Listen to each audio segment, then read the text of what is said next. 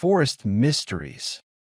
The cold came without warning, not the gentle apologetic cold of early autumn, when you could still pretend summer was only resting behind the clouds. This was the real thing, the kind that arrived from the north like a door slamming shut on everything warm. Earl Hargrove stood at the kitchen window and watched the thermometer outside drop past 4 degrees Fahrenheit, past 2, and settle somewhere below 0, with the indifference of a judge reading a verdict.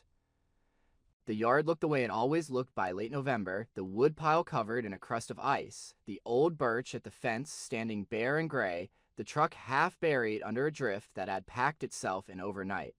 Everything was still. Everything was the way it had been for years, and yet something felt different this morning, though Earl couldn't have said what. He turned from the window and went down to the basement. The furnace had been making sounds for 3 days now, low irregular sounds, like something knocking from the inside. A dull clang, then a gurgle, then a long wheeze that faded into nothing. He'd been telling himself it was the pipes adjusting to the drop in temperature, that old houses made noises in November, that there was nothing to it. He'd been telling himself that the way a man tells himself things he doesn't quite believe. The basement was cold, not the bone cold of the outside, but the particular damp chill of a space that heat has been slowly abandoning for days. Earl pulled the string on the single bare bulb above the furnace and stood looking at it. It was an old unit he installed it himself in 1987, with his neighbor Pete Haverson holding the flashlight and his wife Ruth calling down the stairs every 20 minutes, asking if he needed coffee. Pete was dead, Ruth was dead. The furnace was still here, and right now it was making a sound like a coffee can full of bolts being shaken by someone who wasn't in a hurry. He opened the access panel and looked inside. He didn't like what he saw. The burner plate had a stress fracture along one edge hairline, but there, the igniter was coated in a dark crust. One of the water lines going to the heating coil had a sweat of moisture at the joint that shouldn't have been there, and when Earl touched the pipe, it was barely warm. He stood up slowly, his knees announcing their opinion of the whole operation. He had tools. He had a box of fittings and spare parts that he'd been adding to for 30 years on the principle that you never know what you'll need, and you won't be able to get it fast when the roads are bad. He went to the workbench and found the thread sealant, found the pipe wrench, found the replacement igniter he'd bought 2 winters ago and never used. He worked for 2 hours on his knees on the concrete floor, and when he was done, he turned the system back on and stood listening. The furnace ran. It made its usual sounds, the ignition, the soft roar, the tick of hot metal expanding. Earl waited 10 minutes. Then the ticking changed quality, became a knock, and then there was a sharp bang, and the furnace went quiet. He tried the restart, nothing. He tried it again. A click, a weak attempt at ignition, silence. He stood in the cold basement with the wrench still in his hand and looked at the dark unit and said nothing. There was nothing useful to say. The thing was done, or close enough to done that the difference didn't matter tonight. Upstairs, he put the kettle on the gas stove. Gas still worked. That was something, and stood waiting for it to boil.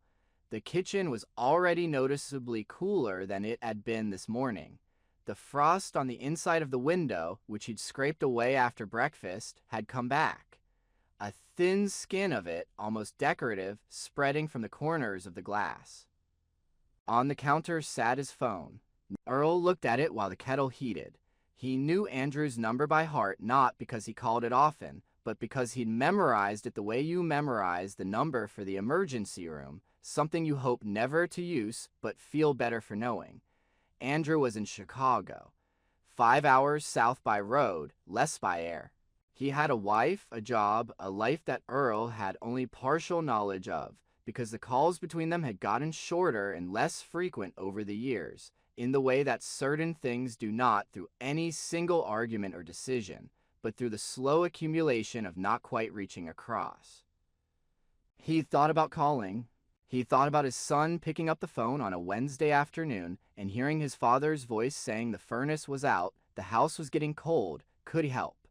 He thought about the pause that would come before Andrew's answer, not a long pause. Andrew wasn't unkind, but a pause nonetheless, and what that pause would contain. Rearranging. Calculating. Being a good son against the grain of a life built elsewhere. Earl took the kettle off the burner and poured his coffee. He would handle it. He'd handled 30 Minnesota winters in this house, and he would handle this one. Tomorrow, he'd call the heating company in town, Gunderson's. They were reliable. And in the meantime, he had the space heater in the garage and enough firewood stacked by the back door to keep the kitchen above freezing for a few days without any trouble. He was not in danger.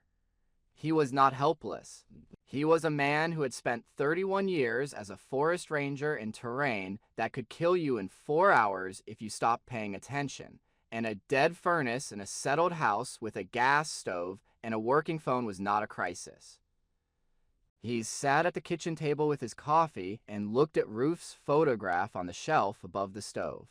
She'd been gone 3 years now, but he still had the instinct of talking to her not out loud, mostly but in his head, the way you conduct a conversation with someone you know so well, that you also know exactly what they would say.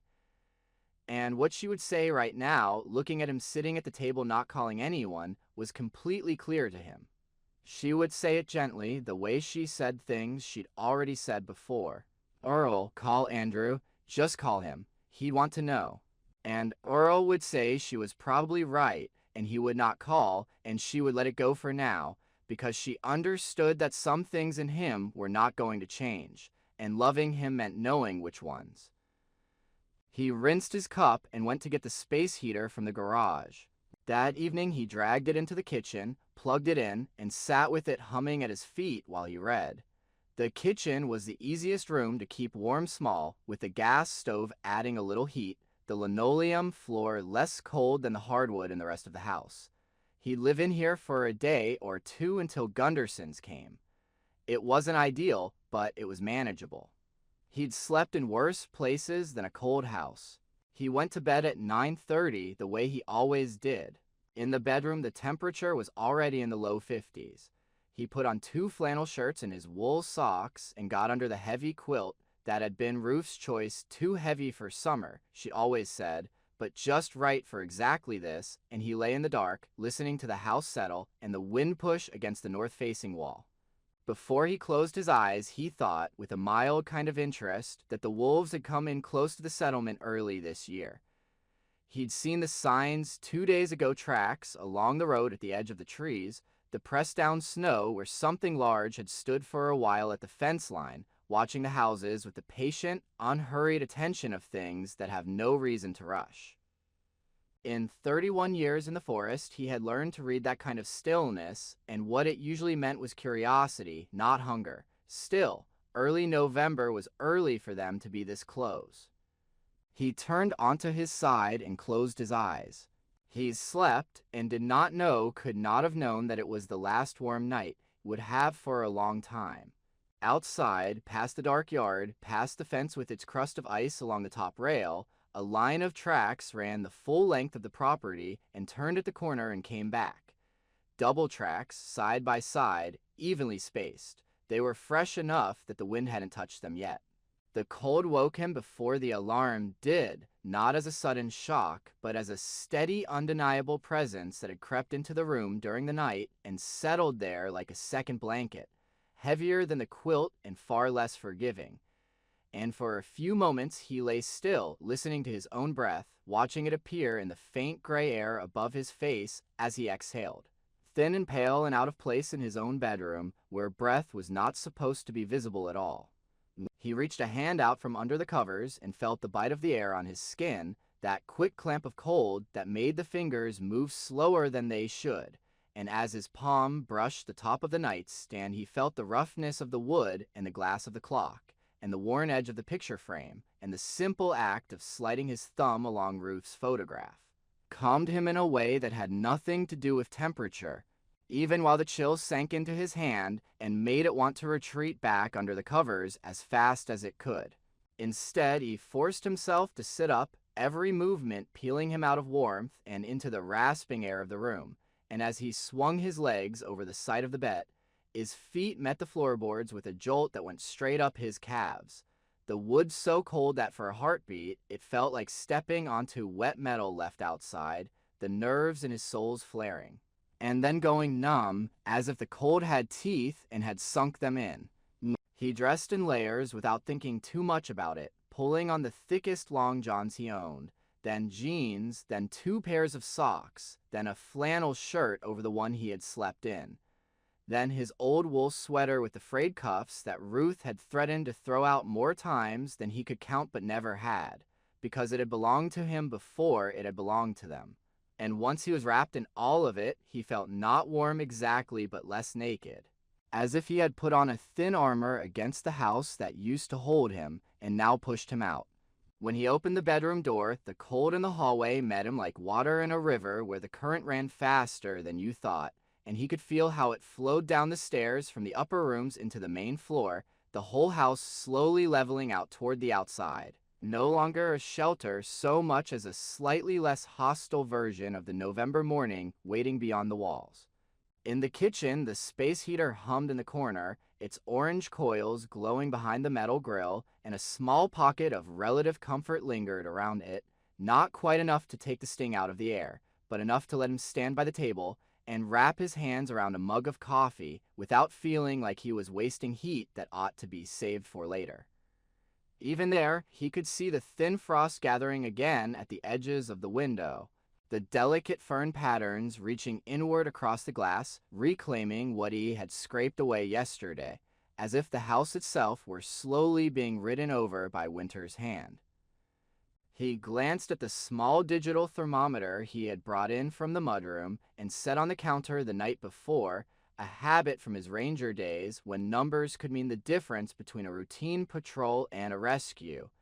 and saw that the kitchen was holding at 45 degrees, which meant the bedroom had probably been closer to 41, perhaps lower near the floor, and the basement would be colder still. He drank half his coffee before going downstairs. The basement light came on in a weak yellow circle, barely pushing the shadows back from the corners, and the furnace sat in the middle of it, all like a dead animal, big and solid and utterly indifferent to his presence, the smell of cold metal and old oil strong enough that it seemed to get into the back of his throat and stay there. When he put his hand on the side panel, there was no warmth at all, only the smooth chill of steel that had not held fire for many hours.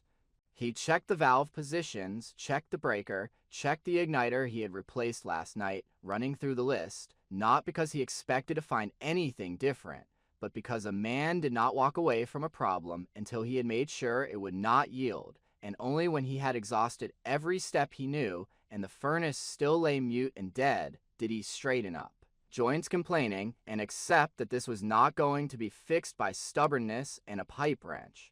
Back in the kitchen, he reheated the coffee on the stove and stood by the window while the pale light of morning strengthened outside, turning the indistinct gray of before dawn into the clearer, harsher gray of a sky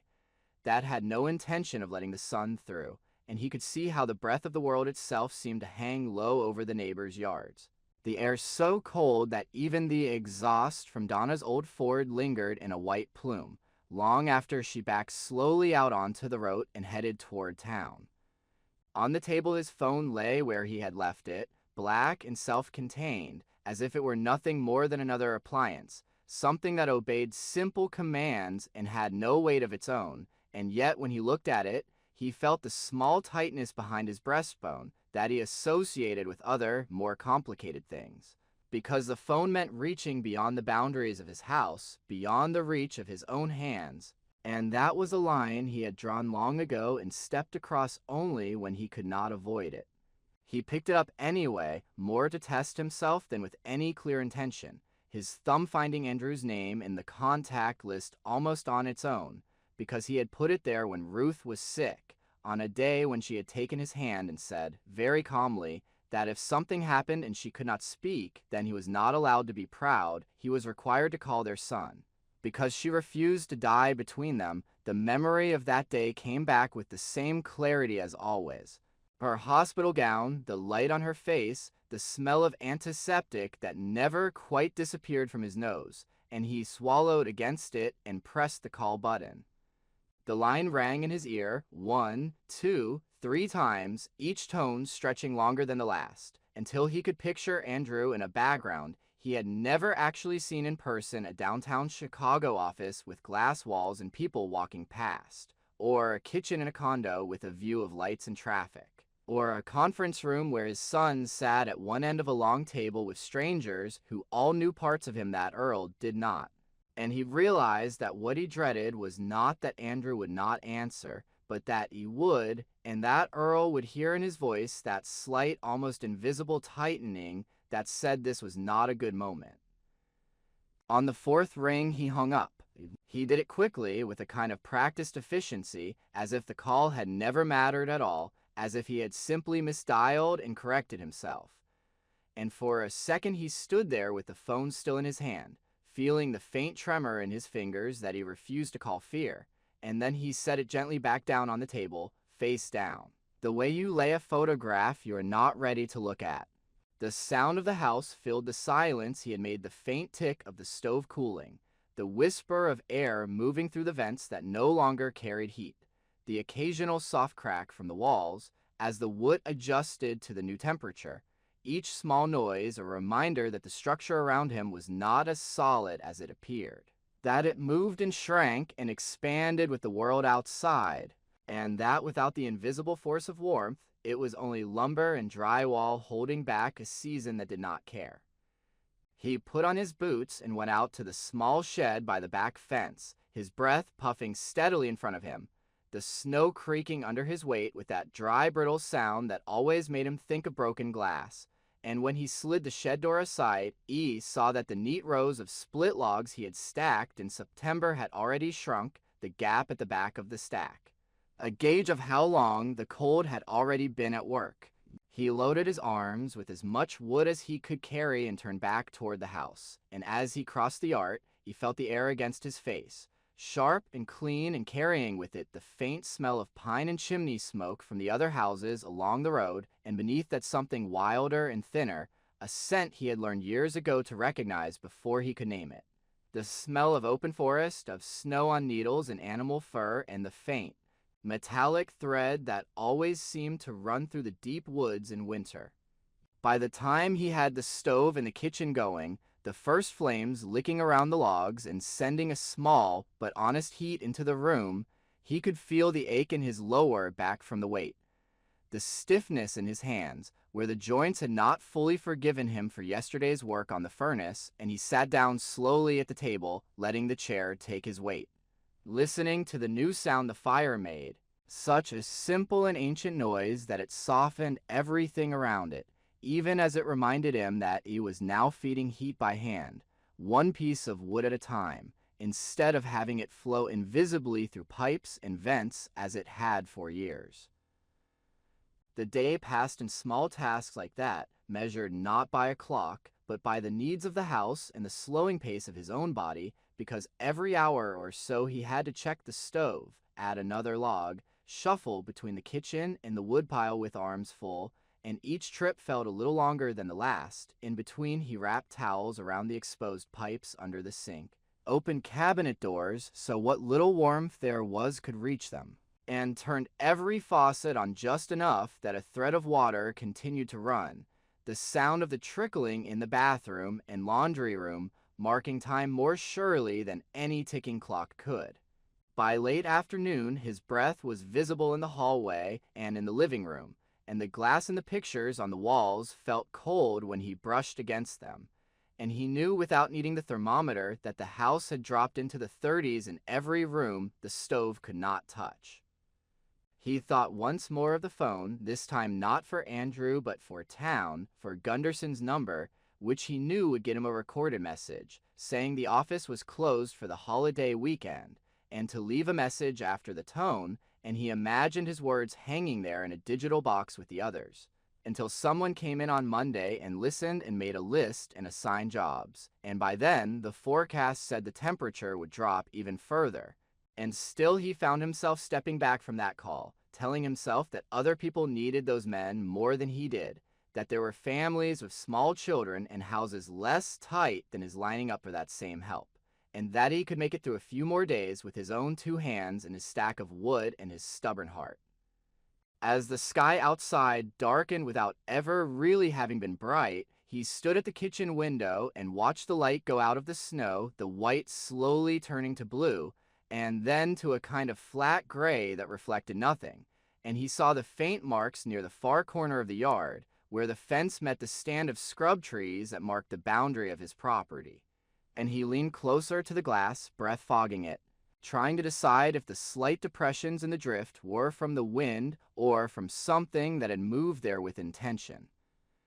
He wiped the fog away with the back of his hand and looked again, but the dusk had thickened enough that the details blurred into the general roughness of the ground, and he told himself that he was imagining things, that tracks did not appear and disappear on their own, that if there had been anything there he would have seen it clearly, and he turned away from the window with a small shake of his head, feeling foolish in a way he refused to name. That night, after feeding the fire one last time and making sure the stove damper was set just so, he layered on another sweater, pulled a wool cap down over his ears, and carried his pillow and an extra blanket into the living room, deciding that he would sleep on the couch near the stove rather than let his body cool down in the bedroom, and fight its way back to warmth under the covers. And as he lay there, the flicker of the flames painting restless shadows across the ceiling, he could feel every inch of the house around him, could sense the cold pressing against the walls and seeping in around the windows and under the doors.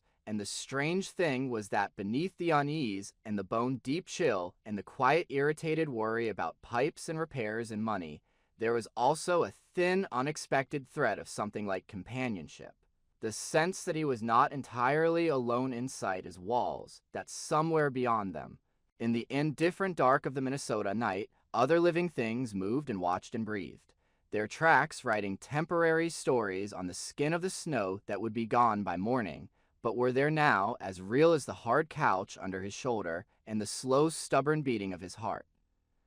He did not know why that thought comforted him instead of making him more afraid, and he did not examine it closely. He let it sit beside him like an old dog that had crept up onto the couch without being invited, warm and quiet and full of its own secrets, and with that strange warmth at his side and the harsher heat of the stove against his face. He drifted into an uneasy but absolute sleep, while outside the cold lay heavy over the settlement, and at the far edge of his fence 2 sets of tracks deepened in the settling snow. By the 4th morning, the cold in the kitchen no longer surprised him. It simply greeted him like an uninvited guest that had decided to stay and make itself comfortable in every corner, and as Earl sat at the table pulling on his boots, he could feel how the air pressed against his lungs with each breath. Not just chilly, but dense and dry in that way northern air could be when the temperature fell and stayed there, stripping moisture from wood and skin and thought until everything felt thinner and more brittle than it had any right to be in a house that was supposed to hold heat. The small stove in the living room had burned low during the night, despite the extra log he had added at 3 in the morning, when he woke with the sensation that his nose was made of ice, and the blanket weighed nothing at all, and now only a few coals glowed sullenly under a layer of ash. When he opened the door with a gloved hand, a puff of cold air pushed into the firebox, as if the night itself had been waiting for a chance to slip inside. And he poked at the embers until they brightened and licked reluctantly at the kindling he laid on them, coaxing a new flame into being with more patience than he had ever given to people. The thermometer on the wall read 38 degrees, which meant the bedrooms were likely hovering close to freezing, and the basement would be colder still, thick with the trapped breath of the earth that never quite warmed. Yet he found himself ignoring the basement entirely now, the dead furnace below as irrelevant as some old machine in a museum, a relic from a period of his life, when he still believed that planning and maintenance and forethought could keep chaos at bay, and instead he focused on what he could manage: wood, water, movement, and the slow, stubborn act of staying awake and upright as the days blurred into one another. He knew he was moving slower than he had even 2 winters ago, could feel it in the way his knees protested each time he rose from the chair, in the way his hands took longer to obey when he reached for a mug or a log. but the knowledge came to him not as panic, but as a dull, almost academic observation, the sort of thing he might have written in his field notebook. Back when he was still a ranger, noting that an animal moved with less assurance than in previous seasons, that its tracks dragged just a little, that its patterns had shifted toward conserving energy, he had tracked wolves and deer and moose with that kind of detached attention. And now, without admitting it, he was trekking himself the same way. By mid-morning, the wood box by the stove was almost empty again. The neat pile he had carried in yesterday diminished to a few crooked pieces that did not fit together well, so he pulled on his heavier coat, the one with the patched sleeve and the deep pockets, wrapped a scarf around his neck until only his eyes were exposed, and stepped out onto the back porch with the worn canvas tote in his hand, the cold slapping him across the face with such immediacy that his eyes watered and his eyelashes stuck together for a second as the moisture began to freeze. The yard lay under a fresh skiff of snow that had come in sometime during the night, just enough to soften the hard surface of the older drifts and cover his footprints from yesterday, so that when he looked out across the small expanse between the porch and the woodpile, it was as if no one had walked there at all for weeks, the thin layer of powder lying clean and untouched, a smooth skin over the scars of his earlier work, and for a moment that unsettled him more than he would have expected, because it made the past few days feel insubstantial, like something that might be brushed away as easily as the new snow by a gust of wind. He stepped down into it, the crystals squeaking under his boots with a high, dry sound, and as he crossed the yard, he became aware of another set of markings, shallower but longer than his own, crossing his line of travel at a diagonal from the stand of trees toward the fence and back again. A double thread of impressions spaced with a rhythm that registered in him before he consciously recognized it, because this was not the ragged shuffle of raccoons or the deep punch of a wandering deer, and not the straight line of a dog either, even if no one in the settlement let their dogs roam in this weather. He stopped midway between the house and the woodpile, breath rising around him in pale ropes, and looked down at the tracks.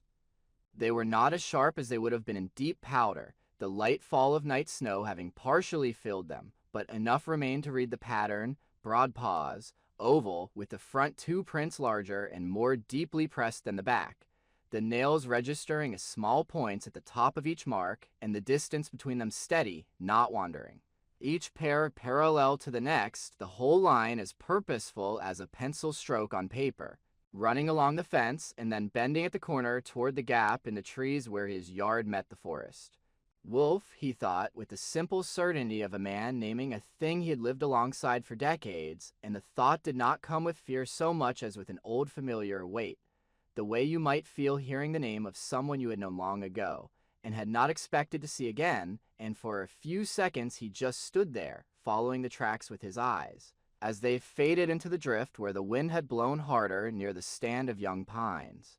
It was not unusual for wolves to come this close in heavy winters, not unheard of in these remote small towns where deer and dogs and garbage sometimes drew them in, and Earl had seen plenty of evidence in past years of packs skirting the edge of human habitations, testing the invisible boundary that separated the wild from the domesticated. Yet there was something about the neat double line at his fence that made this feel personal in a way he could not explain. As if the animals had not simply passed by on their own business, but had paused to draw their presence around his particular patch of land, circling it once, twice, as if checking on something.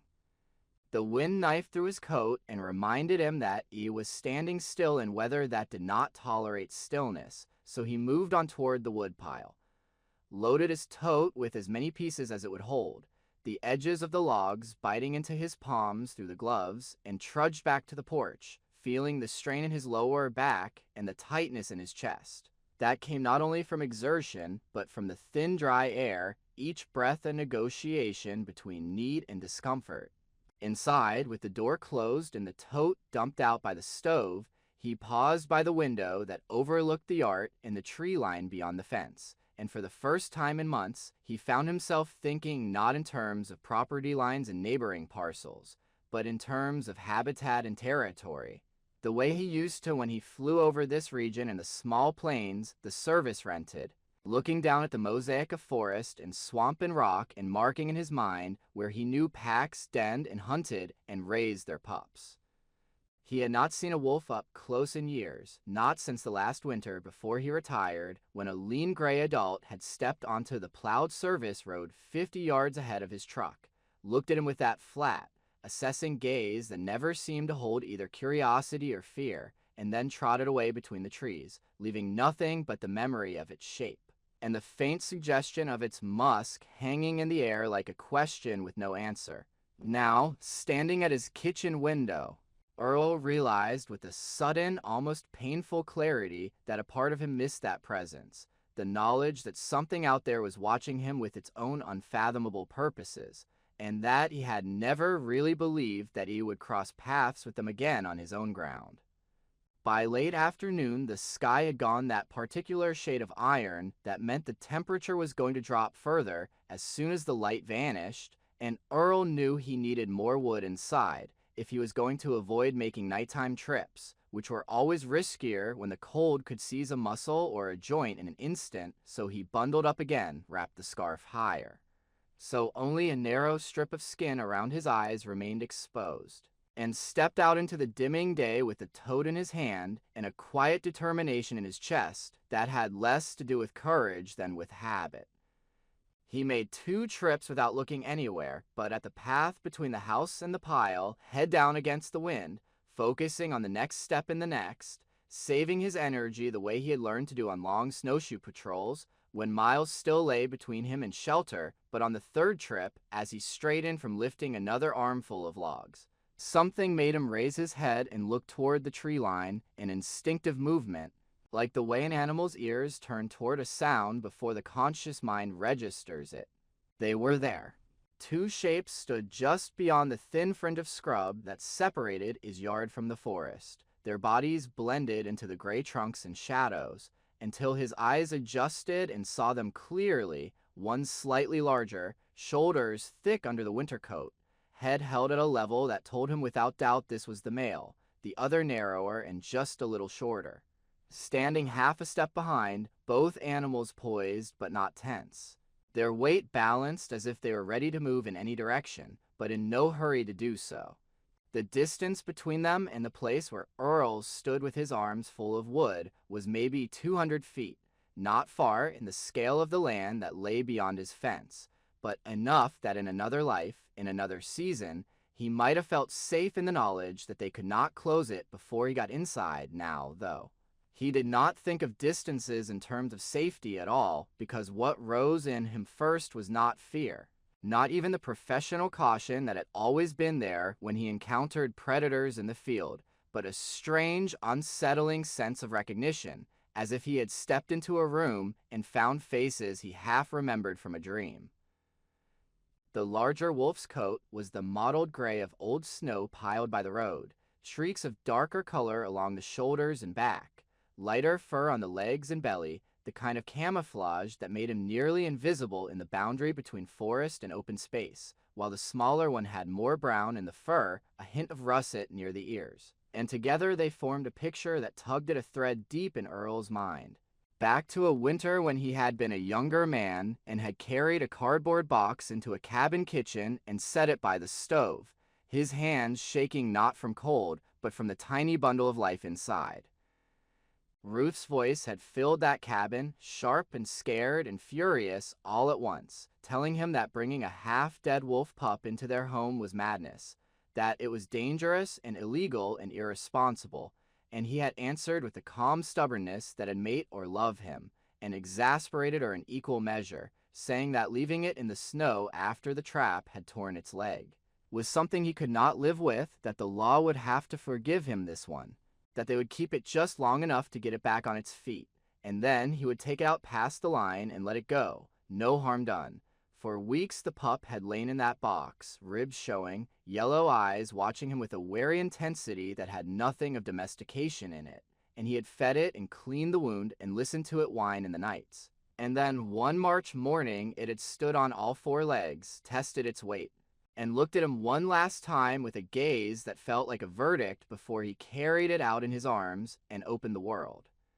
Standing now in his yard with logs digging into his forearms, Earl could not have proven, not with tracks or tags or any sort of scientific method, that the two wolves at his fence were the descendants of that long ago pup. Yet the idea came to him fully formed and sat there, unreasonable and unshakable. That something of that animal had moved forward through time and snow and generations, and had arrived here again in a pair of eyes that watched him now with the same flat, measuring look that said nothing and everything at once. They did not move toward him, did not lower their heads or bare their teeth or shift their weight as if to spring. They simply stood, ears forward, bodies still, the wind ruffling the fur along their backs, and the silence between them and the man in the yard grew so thick that could hear the faint rasp of his own breath inside his scarf, could feel the beat of his heart not as a pounding, but as a slow, insistent knock against his ribs, and within that silence something turned inside him.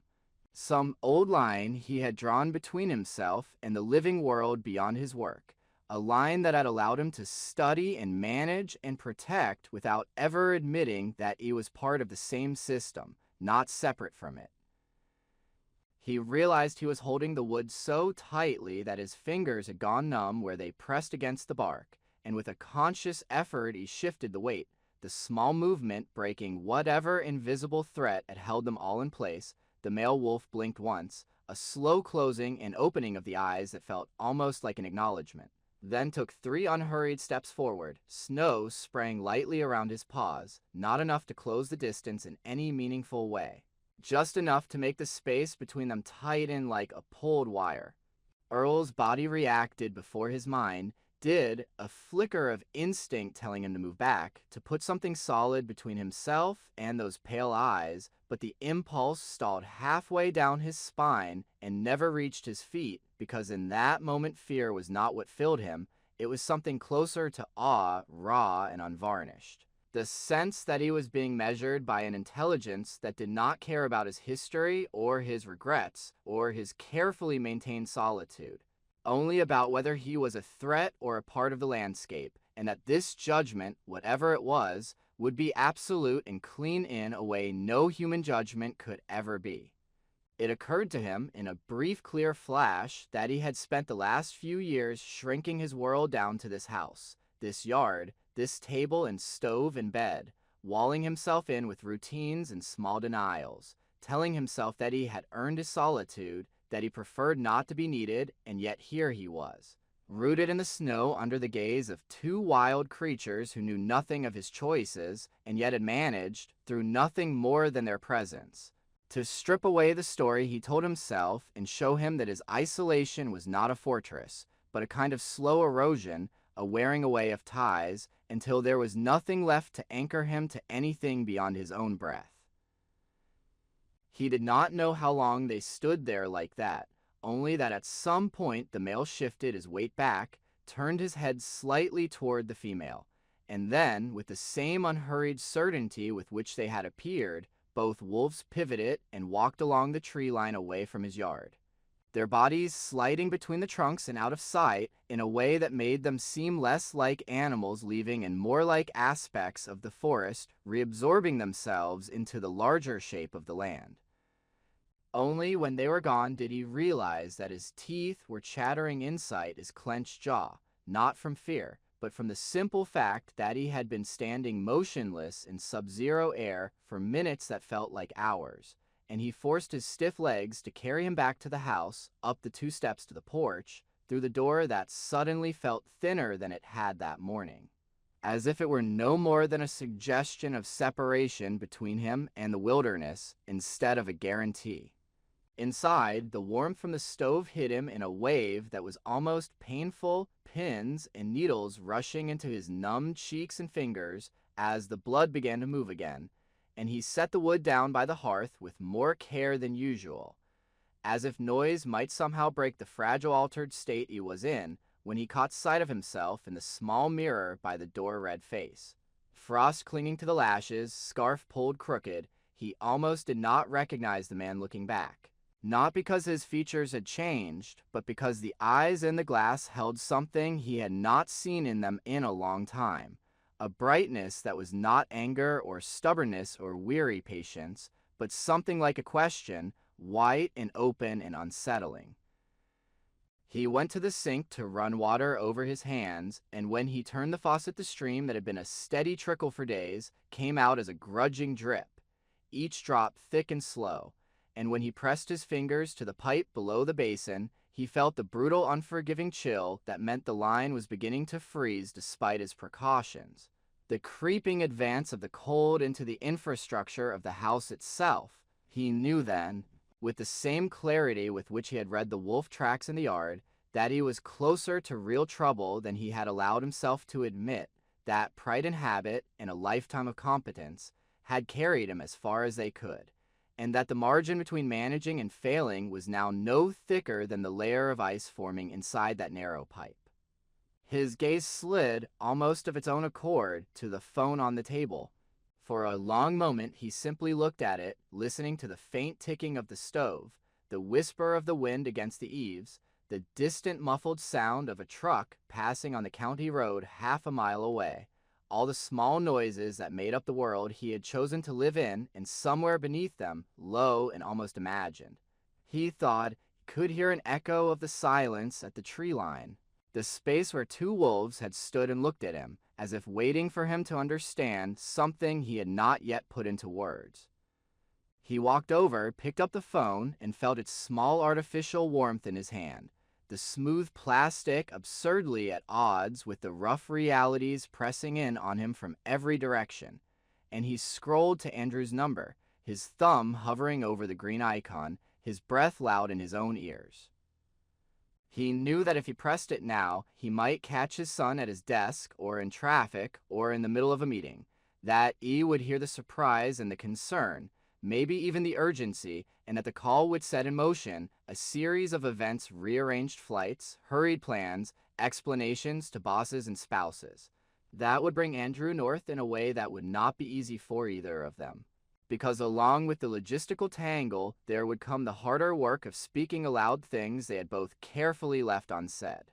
He also knew that if he did not press it, if he set the phone back down again, he was not just choosing to be self-reliant, he was choosing to step further into a narrowing path that now led through more than inconvenience and discomfort. It led through frozen pipes and failing heat, and a 74-year-old body that could not generate warmth as it once had. And at the far end of that path, whether he wanted to admit it or not, lay the same clean conclusion the wolves dealt to their prey when the snow was deep and the deer were slow. His thumb trembled over the button, and in that small vibration, all his contradictions seemed to gather. The ranger who had always gone out when others stayed in, the husband who had stood by Ruth's bed and promised he would call their son if she could not speak, the man who had watched two wolves measure him from the edge of his property and felt, for the first time in years, that someone, something, saw him clearly. He set the phone down. He did it carefully, almost gently, placing it exactly where it had been before, as if the position of that small object could keep the moment from feeling like a decision. And then he turned away, moved back to the stove, and busied himself with the fire, adding another log, adjusting the damper, listening to the crackle and pop, as if the sound alone could drown out the quiet realization blooming in the back of his mind, the understanding that his refusal to ask for help was no longer about strength, if it had ever been, but about a fear so old and deep that he had mistaken it for a part of his nature. Outside, beyond the thin walls and the frosted glass, the day seeped into evening, the sky lowering until it seemed to rest directly on the tops of the trees, and in the forest beyond his fence, the prints of two wolves marked a line along the tree line, a path that had brushed up against the edge of his world and then turned back into the larger and different wilderness, leaving him on his small island of stubbornness and failing infrastructure, watched over by eyes that owed him nothing and yet, for reasons he could not understand, had come close enough to see him fall or stand. For 3 days, Donna Kelsey had been telling herself that she was only looking because the weather demanded it, that anyone with a window facing Earl Hargrove's place would have done the same. Yet every time she stepped away from her own kitchen sink and wiped her hands on a towel and turned her head just enough to see his roofline through the narrow side window by the fridge. She knew that what pulled her eyes across the short strip of snow between their houses was older and sharper than casual concern, something rooted back in a winter when a phone call had come in the middle of a double shift, and a man's name had appeared on the triage board while she was still in another room, and by the time she had washed her hands and stepped into his curtain, he was already gone. Her own house held warmth like a body that had learned through pain how to conserve it, the baseboard heaters humming softly along the walls, the oven door cracked open after she baked the morning's casserole, the air scented with onions and beef, and a faint note of bleach from the counter she had wiped down by habit as much as for hygiene. And the contrast between that enveloping heat and the sight of the thin white line of frost reforming inside Earl's kitchen window made a small muscle jump in her jaw, because she knew exactly how quickly a Minnesota house could turn from refuge to hazard once the temperature dropped and stayed there. Donna had gotten off the night shift at the little hospital in town at 7 that morning, her hands still smelling faintly of latex and alcohol swabs. Even after a hot shower, the fatigue sitting in the back of her skull like a weight. Yet as she sat at her own table with a mug of coffee cupped between both hands, watching the steam rise and twist, her mind refused to slide into the soft blankness she usually allowed herself on post-call days. Instead, it kept circling back to the way Earl's chimney had looked on her drive home, its brick stacks standing dark against the pale sky, with not so much as a thin thread of smoke, while every other house along the road had sent up plumes that hung heavy in the still air, proof that their occupants had done the sensible thing and turned up the thermostat. When she had first moved to this settlement 10 years ago, after Mark's heart had stopped in the middle of a Tuesday afternoon while she was 3 miles away in the trauma bay arguing with a cardiologist over dosage, she had noticed Earl in the way you notice certain patients who appear repeatedly on your schedule, not because they complain a lot, but because they don't. Because they sit quietly in the waiting room with their coat folded on their lap and answer questions with as few words as possible, their charts thin not because they are well, but because they would rather limp than call. He had helped her shovel her driveway that first winter without being asked, had plowed her in again with the snow he threw from his own, then apologized by leaving a stack of split birch by her garage door with no note. And from that point on, they had maintained the particular distance that small-town neighbors often did, a polite recognition threaded through with unspoken agreements about when to offer help and when to pretend not to see. She knew he had been a ranger, knew he had lost his wife 3 years back, knew he could fix almost anything with baling wire and patience, and knew, perhaps more clearly than he did, that the same pride that had carried him through storms and wildfires and bad seasons could turn on him in a winter like this, where an old furnace giving up in late November was not an inconvenience, but the first domino in a line that could lead directly to a body found on the floor in March, after the thaw had loosened the door enough for someone to think to knock. The memory of Mark on the kitchen floor, his coffee spilled, the sunlight through the curtains making a bright rectangle across the linoleum around his hand, was something she seldom let herself see in full anymore. Yet today, as she watched the bare stripe of Earl's roof and the way the snow on it remained stubbornly unthawed, even as the sun made a timid appearance between the clouds, the image rose with such clarity that she had to close her eyes and press her fingertips into them until she saw white stars, as if she could overwrite one picture with another. She turned away from the window and busied herself with small tasks that did not need doing, tucking the edge of the rug back under the table leg, refolding the dishcloth on the oven handle, checking for the 5th time that she had plugged her phone into the charger on the counter, each movement a small act of resistance against the pull toward Earl's yard. Yet every few minutes she found herself back by that narrow pane of glass, watching for signs of life the way she watched a monitor in the looking for the steady blip that meant the heart was still working. His truck had not moved since the first snow, which meant nothing in itself, because Earl could go days without using it if the weather was bad and the pantry was full, and she had seen him once in the grocery store in October loading up on canned soup and flour and coffee like a man stacking sandbags before a flood. But what unsettled her now was the lack of footprints, the smoothness of the drift between his porch and the driveway, unmarked except for a few shallow depressions that she knew belonged to him from the way they carried his weight, and the older, deeper line running along the fence that she could not interpret from this angle, no matter how she squinted.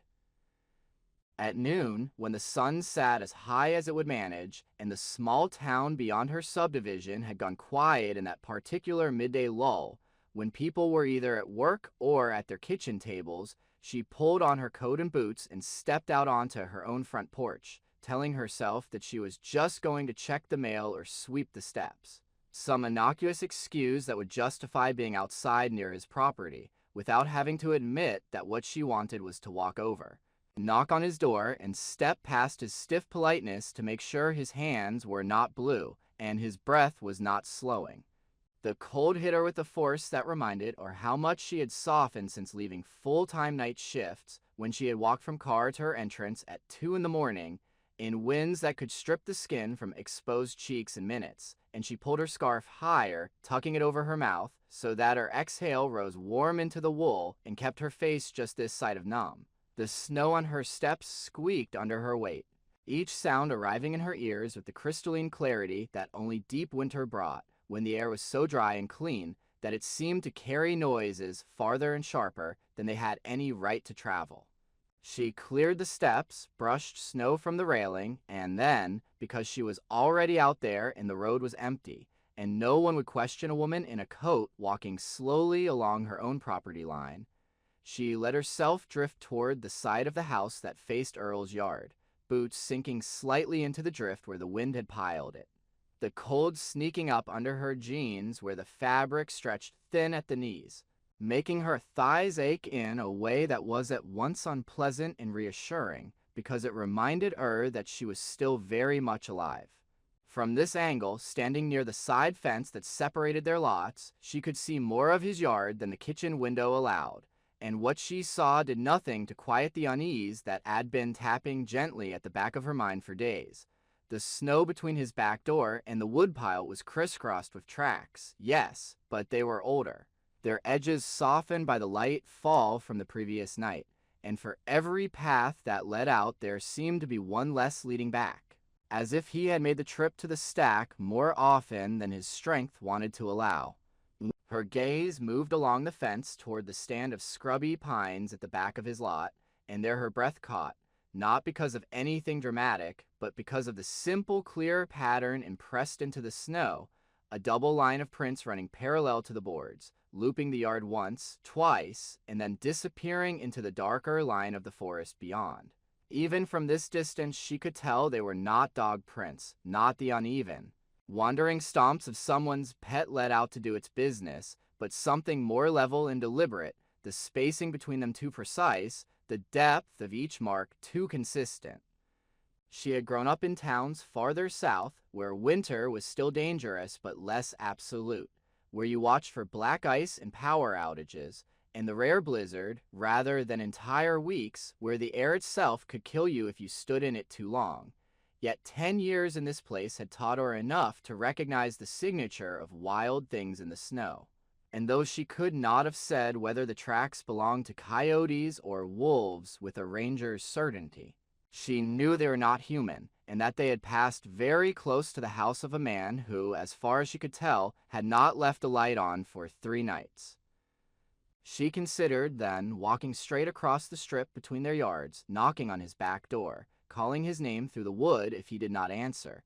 But the image of Earl's face, when she had once offered to bring him a casserole after Ruth's funeral stopped her feet cold, he had thanked her with a stiff nod, taken the dish like a man accepting a formal award he had not wanted, and later the plate had appeared on her porch scrubbed so clean it looked unused, the foil folded with such precision that she knew he had spent more time on it than the gesture merited, as if he were paying back a debt he had not wished to incur.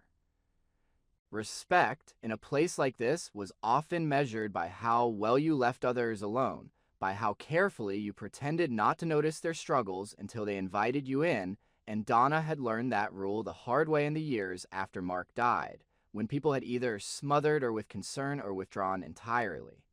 Unsure how to navigate the space between her grief and their discomfort, she had promised herself then that she would never force comfort on anyone who did not want it, that she would stand ready at the edge of their sorrow with coffee and casseroles and practical help, but that she would not cross an unseen line without permission. So she did not go to his door. She stood for another minute, letting the wind sting her eyes and the cold work its way into the folds of her scarf, and then she turned back toward her own house, telling herself that she would give it one more day, that she would watch, that if she did not see smoke by tomorrow morning, she would stop worrying about lines and pride and the fragile treaties neighbors made with one another, and that she would simply walk over because there was a point at which respect became complicity, and she refused to find herself, months from now, standing in a coroner's office, explaining why she had done nothing when the signs were there. Inside again, with the door closed and the heat wrapping around her like a familiar blanket, she busied herself in the kitchen, chopping carrots and celery, stirring the pot on the stove until the rich, savory smell filled the small space.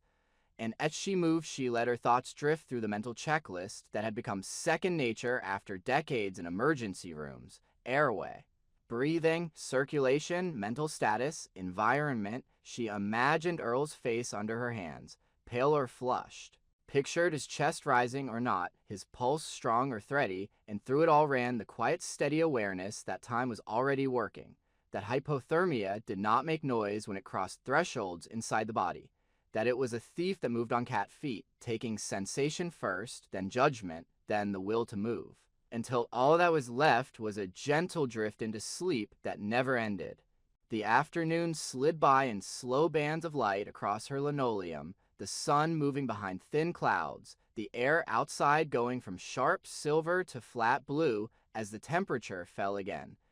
And every time she walked past the little side window, she checked his place, counting the hours since she had last seen movement, each empty glance tightening the knot in her stomach another fraction. She told herself stories to fill the absence, that he was in the basement tinkering, that he was napping under a pile of blankets, that he had gone to town in a neighbor's truck and simply not told her, but none of them rang true in her bones, which still carried the heavy knowledge of countless shifts where the patient had not answered the phone, had not shown up for an appointment, had not called back, and when you finally sent someone to check, the silence behind the door had already hardened. As evening came on and the sky bled slowly into a deeper gray, she noticed two things almost at once. The first was that the faint glow that usually bled from Earl's living room window at dusk, the soft yellow rectangle that told her he had turned on the lamp by his chair, was absent. The second was that her own kitchen lights flickered once, twice, and then steadied, the overhead fixture buzzing faintly, an electrical hiccup that reminded or how thin the lines were that kept all their houses bright and warm in weather like this, and how quickly a down transformer or an overloaded grid could plunge them into a darkness that was not just inconvenient but dangerous. She went to the back door and stepped onto the porch without her coat, the cold slamming into her like a physical blow, and looked toward his house. Every window was dark, not even the faint bluish glow of a television breaking the uniform blankness, and the fact that the rest of the street still shone with light porches and kitchens and bedroom lamps, winking on one by one, as people went about their evenings, made that darkness seem deliberate, like a patch of night dropped onto the white field of the neighborhood. Her bare arms broke out in gooseflesh, and she slid back inside, heart beating a little faster now, hands already reaching for her coat, her hat, her boots, because whatever line she had been respecting was starting to look, in her mind's eye, less like a boundary and more like a cliff, and she had seen too many people fall over such edges without a sound. Before she could finish pulling on her second glove, a sound rose up from somewhere beyond the line of houses, a long low note that cut through the muffled quiet of the evening, like a blade drawn slowly across glass, rising and falling with a cadence that made the tiny hairs on the back of her neck stand up, not because it was unfamiliar, but because it was too familiar. a noise she had only ever heard on documentaries and one long ago camping trip. A wolf's howl unrolling itself across the frozen land with a patience that suggested it had all the time in the world. Donna froze in the middle of her kitchen, one boot half laced, the other still untied, listening as the howl repeated, joined a moment later by a second voice, higher, weaving around the first in a braid of sound that seemed to come from everywhere and nowhere, the air itself vibrating with it, and as she stood there, caught between the island of light under her ceiling fixture and the dark beyond her windows. She realized that whatever was happening outside had moved past the point of her private worry and into something larger, something that pressed against the thin walls of her house and the thinner walls around her heart, insisting that she make a choice between staying behind her own safe line and stepping out into a night where wild things called. And an old man's house sat dark and silent under the weight of the cold. By the seventh day, the house no longer felt like a structure built to contain warmth and life, so much as an old hollowed out shell that had once held those things and was now being reclaimed from the inside by a season that had more patience than stone.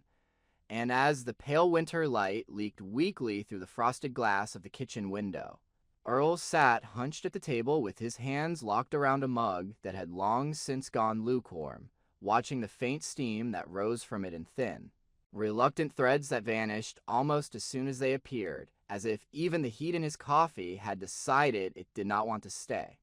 The small stove in the living room, which had been his anchor for days, was burning low again despite his best efforts, the last of the decent seasoned logs already gone, replaced by the lighter, punkier pieces from the back of the stack, that hissed and smoldered instead of catching properly, filling the room with a faint resinous smoke that made his eyes water. And his chest tightened in a way that reminded him of grass fires in late August. He could hear the fire more than feel it now, the crackle and pop of sap boiling in veins of wood, a sound that once would have signaled comfort and security, but which now seemed merely to underline how little actual warmth was being produced. When he shuffled from the kitchen to the living room, his feet dragged across the floorboards in a way that irritated him, because he could remember a time not very long ago when he had covered twice this distance through thigh-deep snow without thinking about it, yet now the 20 steps between table and stove felt like a trek, his legs heavy, his head strangely light. As if the air had thinned since morning, he was wearing nearly everything he owned that might hold heat wool socks under his boots, long underwear, 2 pairs of pants, 3 shirts, a thick sweater, and the old down jacket Ruth had once called his second skin, and still the cold had found a way in, seeping through the seams and cuffs, taking up residence in the hollows of his joints and the small of his back, and the space behind his breastbone where his heart beat more slowly than it used to. He became aware at some point that he had stopped shivering. Earlier in the week, when the temperature inside had first dipped into the low 40s, his body had responded with a stubborn involuntary shaking, teeth chattering, muscles clenching and unclenching in a rough rhythm that, while uncomfortable, had reassured him on some deep level, because it meant that his system still had fight in it, that the automatic mechanisms were kicking in to generate heat. Now, sitting in the living room with his back to the arm of the couch and his knees drawn slightly up under the blanket, had dragged from the bedroom, he realized that the shaking had faded hours ago, replaced by a kind of dull heaviness, a stillness that felt almost luxurious in its relief, and the awareness slid over him not as alarm, but as a detached note. The way he might have observed a change in wind direction from a fire tower and jotted it down, without yet assigning it meaning. The room around him had taken on a particular quality of light that he recognized from long days in the field, when clouds lay thick and unbroken from horizon to horizon, a flat gray illumination that did not cast shadows so much as erase them, and everything it touched the threadbare rug, the arms of the couch. The framed photograph of Ruth and Andrew at the county fair in 1989 looked simultaneously more real and less substantial, as if the cold had stripped away color and depth and left only outlines, the sketch of a life rather than the thing itself. His thoughts moved in fits and starts, not in the clean linear way they had when he had first realized the furnace was done, but in looping fragmentary paths that sometimes doubled back on themselves and sometimes wandered off entirely. He would begin to calculate how much wood was left in the shed, how many more days he could stretch it if he rationed it carefully. But halfway through the mental arithmetic, the numbers would dissolve, and he would find himself remembering the exact feel of a wolf pup's heartbeat against his palm, as it lay in that cardboard box by the cabin stove 40 years ago, its ribs like twigs under the skin, the first still baby soft along the neck, and he would follow that memory for a while, down to the smell of milk replacer and iodine, before resurfacing to realize he had not come to any conclusions about the wood at all. At some point in the afternoon, he tried to get up to check the pipes again, because some small, still, functional shard of his mind knew that frozen lines could mean more than inconvenience, that a burst joint in the crawl space, followed by a thaw and a flood and a refreeze, could turn his floor into a shifting sheet of ice. But when he pushed his hands against the arm of the couch to lever himself up, his arms responded with a slow, unenthusiastic tremor, the muscles feeling not just weak but distant, as if they belonged to someone he was instructing from far away. He laughed once, a soft, breathy sound that surprised him, because it seemed absurd that his own body would behave like a reluctant volunteer, when the man giving orders had once hauled injured hikers out of ravines, and spent nights in fire lines so hot the hair on his arms had singed through cotton. The laugh died quickly in the cold air, and he settled back, telling himself he would rest only a minute and then try again. His hands, resting now on the blanket over his knees, did not look like his hands, but like some older man's, the skin waxy and pale, the knuckles swollen, the nails slightly bluish at the base, and he noted that too, with a small weary curiosity, as if he were examining a patient in a clinic rather than his own limbs. When he flexed his fingers, he could feel the stiffness deep in the joints, the way the tendons seemed reluctant to slide, and he thought vaguely that he should get up, that he should move around, that sitting still in this cold was not wise, but the thought carried no urgency, only the soft suggestion of a thing well known and easily ignored. Time lost its usual markers. The clock on the wall still ticked, but the sound seemed muffled, as if coming from another room, and the hands themselves might as well have been painted on, because the light outside the frosted window did not seem to change in any meaningful way, hovering in that narrow range between day and night that northern winter sometimes held for hours, neither fully bright nor fully dark. Only dim, he dozed without meaning to, slipping in and out of shallow, disjointed dreams in which the border between memory and imagination thinned until he could not have said with any confidence whether he had indeed driven that long-rutted access road with a storm on his heels, or whether he had only told the story so often that it had become more vivid than his actual history. In one of those half-dreams, Ruth sat in the chair across from him, her legs tucked up, her hands wrapped around the chipped blue mug she had always favored, and she looked exactly as she had in the last good year before the diagnosis, hair shot through with gray but still thick, laugh lines deep in at the corners of her eyes, the cardigan she wore buttoned unevenly. Because she had been too busy talking to bother with aligning them, she was telling him about Andrew, something about a phone call she had had with their son during which he had admitted almost sheepishly that he hated the city's heat in August and missed the clean cold of a Minnesota winter. And Earl was answering that he could come back any time. The woods were still here, the house was still here, and Ruth was shaking her head with a half smile, saying, "You know he thinks you don't want him underfoot," and Earl was replying automatically, "That's not true." And even as he said it, he heard, in the way the words sat in his mouth, that some part of him had always arranged his life, so that he was difficult to get to. He woke from it not with a start, but with a slow heavy blink, as if each eyelid weighed twice what it should, and when he focused on the empty chair across from him, the absence of Ruth's figure there did not hit him with the sharp raw grief it once had, but with a muted ache, dulled by time and, now, by cold, as if the edges of his sorrow had been rounded off. like river stones that had spent years under flowing water. He thought without much energy about Andrew. He pictured his son not as the middle-aged man he must be now, with lines on his forehead from squinting at spreadsheets or traffic or the glare of some city skyline, but as the lanky teenager who had once stomped around this very living room in heavy boots, slamming doors and rolling his eyes, complaining about chores and rules, and the unfairness of being 17 in a town where nothing ever happened. He remembered the argument they had had the night before Andrew left for college. Words thrown like tools dropped carelessly in a dark workshop, clanging and echoing long after, and he recalled with particular clarity the moment, years later, when he had wanted to apologize and had not known how to begin. So he had said nothing, trusting that time and small gestures would speak for him. He wondered now, in a distant sort of way, whether Andrew would be angry if he knew the state of the house, the depth of the cold, the way his father had chosen, again and again over the past week, not to push that green button on the phone. The answer floated up through the haze as an image rather than a sentence. Andrew's mouth tight, his jaw working. Eyes wet with a fury that had love braided tightly through it, and Earl found that he did not fear that anger exactly. But he did fear imposing, drawing his son back into a place the younger man had spent years pulling away from. And that fear, irrational as it was, still had enough hold on him to feel like reason.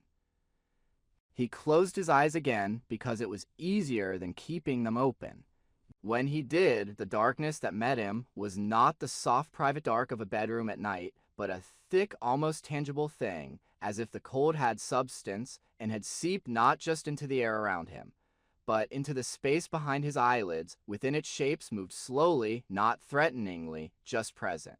And one of them resolved into a small hunched figure with oversized ears and a too thin tail that splayed awkwardly behind it on the floor, its fur patchy where infection had taken hold, its yellow eyes fixed on him with an animal's unblinking scrutiny. The wolf pup sat on the worn linoleum of the cabin kitchen, the corrugated cardboard box beside it crumpled and damp from days of use, and he could see, as clearly as if he were back there, the way its chest rose and fell, rapid and shallow, the way its front paw, bandaged clumsily with gauze and tape, twitched whenever a draft slipped under the door, he heard. Faintly, Ruth's voice in the background, somewhere between exasperated and tender, telling him that if this creature survived, it would probably vanish into the forest and never give them a thought again, that they were foolish to expect gratitude from something wild, and he had answered then that he did not want gratitude. He wanted to be able to sleep at night. Now the pup cocked its head at him, as if considering whether to move closer or farther away, and when it opened its mouth, the sound that came out was not a whine or a bark, but a low sustained howl that did not fit its small body, a sound that seemed to stretch beyond the walls of the old cabin and into the endless snow-covered trees. And as that sound grew and lengthened and deepened, the kitchen walls fell away, replaced by the dark line of the tree line outside his current house. The snow unbroken except for 2 sets of prints, and the howl belonged not to a fragile, injured youngster, but to a full-grown animal standing somewhere just beyond his sight. He was not entirely sure whether the answering howl, higher and slightly shorter, came from outside his own walls or from within his chest, the resonance shivering through his ribs with an odd, almost pleasant vibration. But in the dim cooling space of the living room, he found that his fear had gone soft and distant, like a sound heard through thick insulation. And what remained was a kind of weary curiosity about how far this particular path went. How narrow the distance was between this heavy-limbed drowsiness and the deep final sleep he had watched come for others in winter, when they had sat down just for a minute at the base of a tree and never risen. His breathing had slowed without his conscious permission, each inhale a shallow sip of air that fogged weakly in the chill, each exhale a longer, quieter release, and somewhere under the layers of clothing his heart kept its own diminished rhythm, steady but unhurried, like a man who had spent a long day on the trail and was now, finally, sitting down on a stump to rest. His fingers curled loosely under the edge of the blanket. no longer sent clear reports back to his brain about temperature or texture, and when he tried to move them, he felt only the idea of movement, not the thing itself.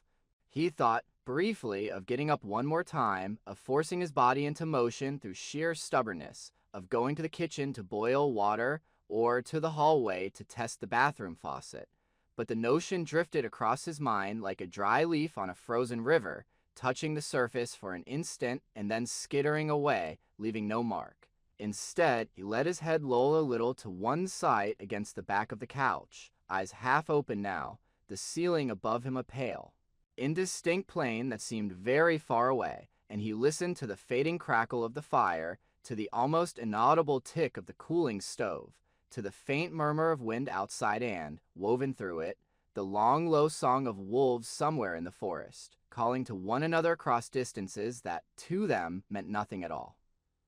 As the light in the room thinned toward evening, bleeding slowly out of the corners and leaving the center in a kind of soft gloom, he let go of the thin thread of worry that had tugged at him all week about pipes, about money, about the green button on the phone, about what Andrew might say if he saw the state of the house, and in the quiet that followed. Stripped of tasks and plans and resistance, there remained only the simple, undeniable fact of his own body sitting in a cold room at the far edge of the world, the warmth in it leaking away minute by minute into the indifferent air, while outside, under a sky the color of unpolished steel, two wolves lifted their heads and sang, their voices weaving through the trees, until they brushed against the thin barrier of his walls, like hands knocking gently on a locked door. The first howl rose up out of the night so cleanly that for a second Donna thought some kid down the road had cranked a nature video to full volume, because the sound was too perfect, too long and low and unwavering,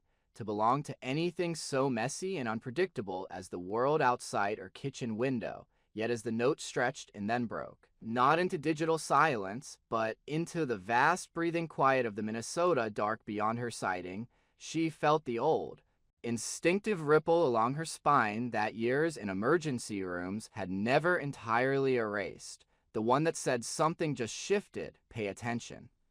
She had one boot on, the laces loose and trailing, the other lying on its side by the back door where she had dropped it when the lights in her house had flickered the first time, the overhead fixture dimming and then flaring back with a soft electrical buzz, a reminder that the grid itself was straining under the relentless pull of thousands of heaters and stoves across the county. And now she stood in her wool socks on the cold linoleum, one hand braced on the doorframe, breath held without realizing it, listening as a second howl joined the first, higher in pitch, braided through the deeper voice in a way that made the hair at the nape of her neck lift, not from fear exactly, but from the sense that the night had decided to speak in words she did not understand.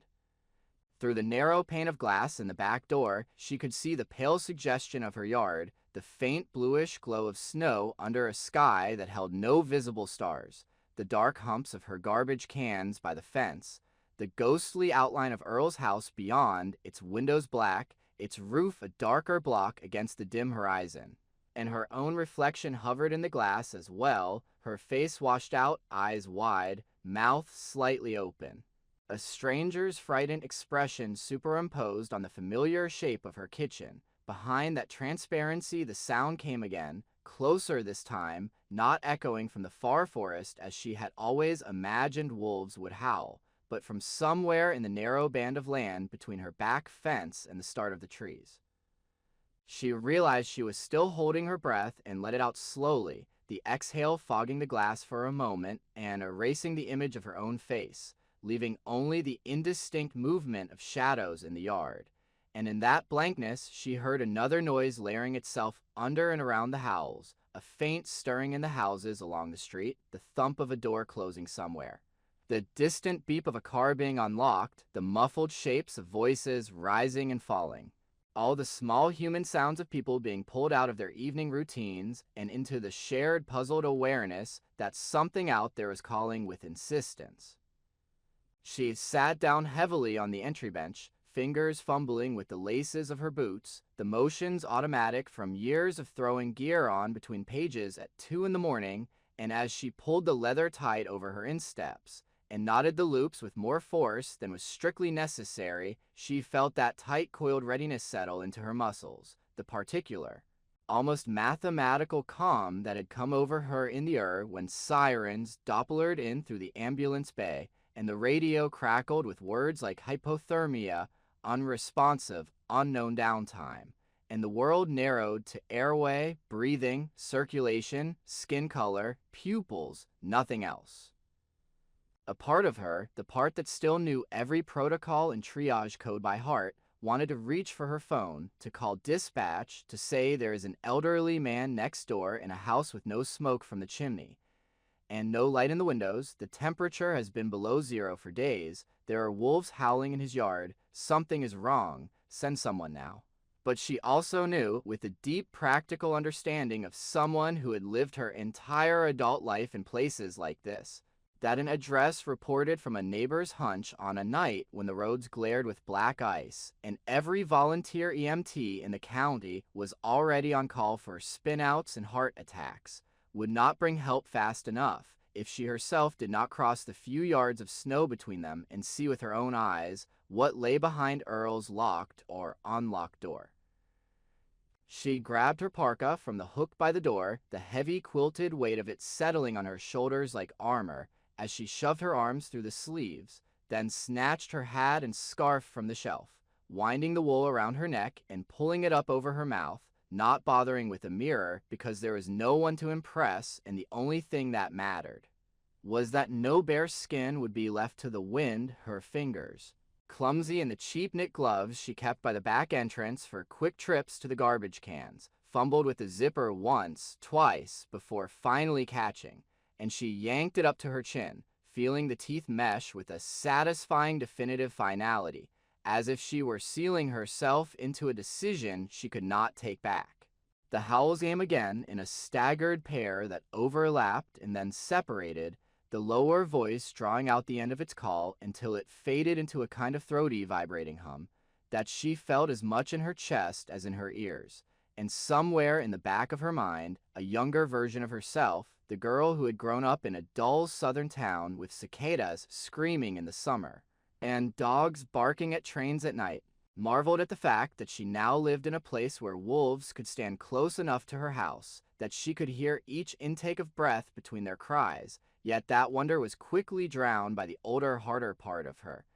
that knew the sound meant the animals were not drifting through the distant tree line on their own inscrutable business, but were here at the human edge, for a reason. She opened the back door. Cold slammed into her with a physicality that made or gasped despite the scarf, the air so sharp it felt like stepping into an invisible wall of glass, and for a moment she stood in the frame, body half in the warm rectangle of the kitchen, half in the blue darkness, the two worlds separated by a strip of metal threshold under her boots. Then she stepped forward, letting the door swing shut behind her with a soft click that seemed too small for the enormity of what she was doing. And the night swallowed the last of the heat from her back in an instant, leaving her entirely in its domain. The snow in her yard glowed faintly under the low sky, each drift and footprint softened by the diffuse light into gentle shapes, and her breath rose around her face in thick white plumes that immediately began to crystallize on her eyelashes, making the world beyond them slightly blurred, as if she were seeing it through fine gauze. She moved carefully down the 3 steps from her porch, one hand on the railing for balance, the wood so cold it burned through the glove, and then stood for a heartbeat in the open, ears straining. The howling had stopped. In its place lay a silence that felt even more profound, a deep, thick hush in which the tiny, usually unnoticed sounds of winter life became painfully loud, the crack of a branch shifting under the weight of snow in the trees beyond the houses, the distant hiss of a car's tires on the main road miles away, the soft, rhythmic thump of her own heart inside the padded armor of her coat. The absence of the wolves' voices was not a relief exactly. More like the held breath between 2 beats of a drum, the space in which you understood that something was about to happen and had not yet decided what.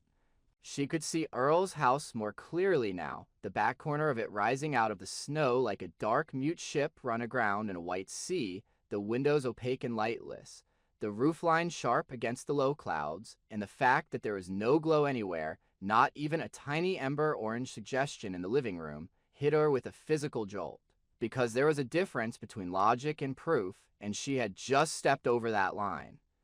The fence between their yards, a simple run of weathered boards that came to mid-chest on her, felt suddenly less like a polite boundary and more like a flimsy, unnecessary obstacle, a human gesture that the night did not acknowledge, and she walked toward the small gate where the two properties met, boots squeaking with each step, her breath loud to her own ears. As she drew closer, she saw that the snow along the boards was no longer pristine, but scored and pressed into by multiple sets of tracks, some of them the flat uneven marks of human boots, likely Earl's from earlier days when he still made his slow trips between house and woodpile, but threaded among them, overlaying and weaving between, ran those cleaner, straighter lines she had noticed from her kitchen window, the double lane of canine prints. That traced the length of the fence back and forth, as if something had paced there for hours, unwilling or unable to cross the unseen line into the yard. She stopped just short of the gate and looked beyond it into Earl's space, letting her eyes adjust to the slightly different texture of shadow there, and that was when she saw them. Two shapes, darker than the trunks behind them, stood in the gap where the scraggly stand of pines at the back of his lot thinned into the deeper forest beyond, their bodies outlined against the faint glimmer of snow. They were still poised, not crouched or coiled as if to spring, but balanced with the alert, effortless tension of creatures that had never known what it was to be frail or slow. And even at this distance, she could sense the intelligence in the way they held their heads. Ears pricked forward, muzzles lifted to catch the air. She had seen wolves before, at a distance on winter drives to Duluth, gray smudges trotting along the side of the highway, and once at the wildlife center on the edge of town, behind a tall chain-link fence where they lay with the resigned, watchful air of prisoners who had accepted the terms of their captivity without ever forgetting what lay beyond it. But she had never been this close to them with nothing between her and their wildness, except a band of cold air and a low ring of wood. The sight should have terrified her, should have sent her backing into her own yard, fumbling for the door handle and the phone on the wall, yet what she felt first was not fear, but a strange prickling sense of being inspected, weighed. The larger of the two, the one whose coat caught what little light there was in a mix of gray and off-white along the shoulders, turned its head slightly toward her, and even from here she could make out the pale gleam of its eyes. Not green or yellow or any color she could pin down, just reflective, a mirror catching the minimal brightness of the snow and throwing it back. For a moment their gazes met across the distance, across the fence, across whatever immeasurable gap separated her life from theirs, and in that held second she had the mad, impossible impression that the animal recognized something in her, or perhaps recognized the shape of her concern, the way it had drawn her out of her house and into the dangerous cold. The smaller wolf shifted its weight, a subtle movement that sent a fine spray of snow from its paws, and dipped its head once toward Earl's house, a gesture so simple and so easily anthropomorphized that she forced herself to blink to reset her mind into the realm of the rational. Yet the effect remained as if the animals were not simply passing through, but marking, indicating, drawing attention in the blunt, wordless way their kind had always communicated danger and territory and presence, long before humans had come with their own languages and borders. Beyond them the forest loomed, an immense dark mass of trunks and branches and buried undergrowth, absorbing sound the way thick walls did, and somewhere in that darkness an owl called, a short questioning hoot, that only emphasized how unnatural it felt for wolves to be this close to the lattice of human houses and porches and mailboxes. Because in all her years up here, she had heard coyotes yipping at the edge of town often enough, had learned to tell the difference between their ragged, high-pitched chorus and the deeper, more solemn music of true wolves, which usually stayed farther in, away from the harsh lights and heart angles of the settlement. She did not know whether the wolf's presence here tonight had anything at all to do with the old man in the dark house beside them, whether they were following deer into the yards or drawn by the scent of something in his trash, or simply running their own ancient roots along the edges of human foolishness, but what she did know, beyond any doubt, was that the combination of their howls, his darkness, and the air temperature that bit into the exposed skin at her wrists like teeth had tipped the balance of her hesitation. Whatever unspoken pact she had made with Earl's pride and isolation had been superseded by a louder, older directive, the one that had guided her hands in trauma bays and back roads for 30 years. If someone may be dying within reach, you go. She lifted the latch on the gate. The metal was so cold it squealed faintly against the post, and the sound carried across the yard with unnerving clarity. A small sharp note in the whiter silence. Both wolves' ears flicked toward it, their bodies angling a fraction more in her direction, and for a moment the rational part of her brain shrieked at her. That stepping into a yard currently shared by two large predators was, on the face of it, an extraordinarily bad idea for a woman in her late 50s with no weapon and no backup. Yet as she pushed the gate open and stepped through, boots sinking into the deeper untouched snow of Earl's yard, the wolves did not move forward or away, did not crouch or lower their heads, simply watched, their gaze tracking her the way she had once watched family members cross the threshold into a resuscitation room, faces set, bodies held tensely between hope and dread. She moved slowly, not because she thought sudden motion would provoke them, she did not actually know enough to be sure of that, but because the snow came almost to the top of her boots in places, and because each step required careful placement to keep from losing balance on hidden ice, her breath sounded loud in her own ears. A steady rhythmic rush that she forced into a calm cadence, counting silently to 4 on the inhale and 4 on the exhale, the way she had taught anxious patients to do when panic threatened to cut off their air. As she drew level with the back corner of Earl's house, the bulk of the structure blocked her view of the wolves for a moment, and in that brief blindness, she felt a spike of pure animal fear, the primitive terror of turning your back on something that can outrun you and outfight you and has more patience than you will ever possess.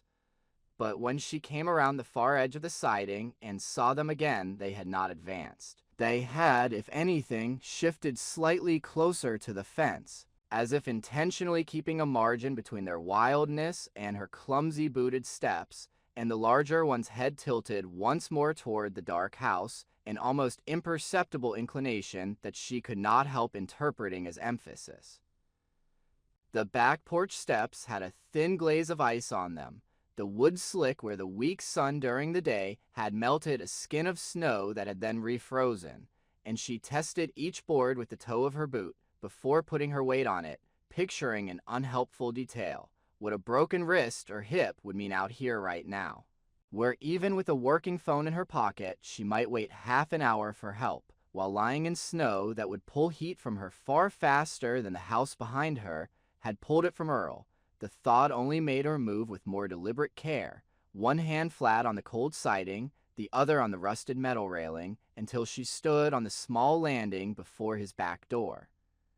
Her heart beating a little harder from the exertion and the awareness of eyes on her from the yard.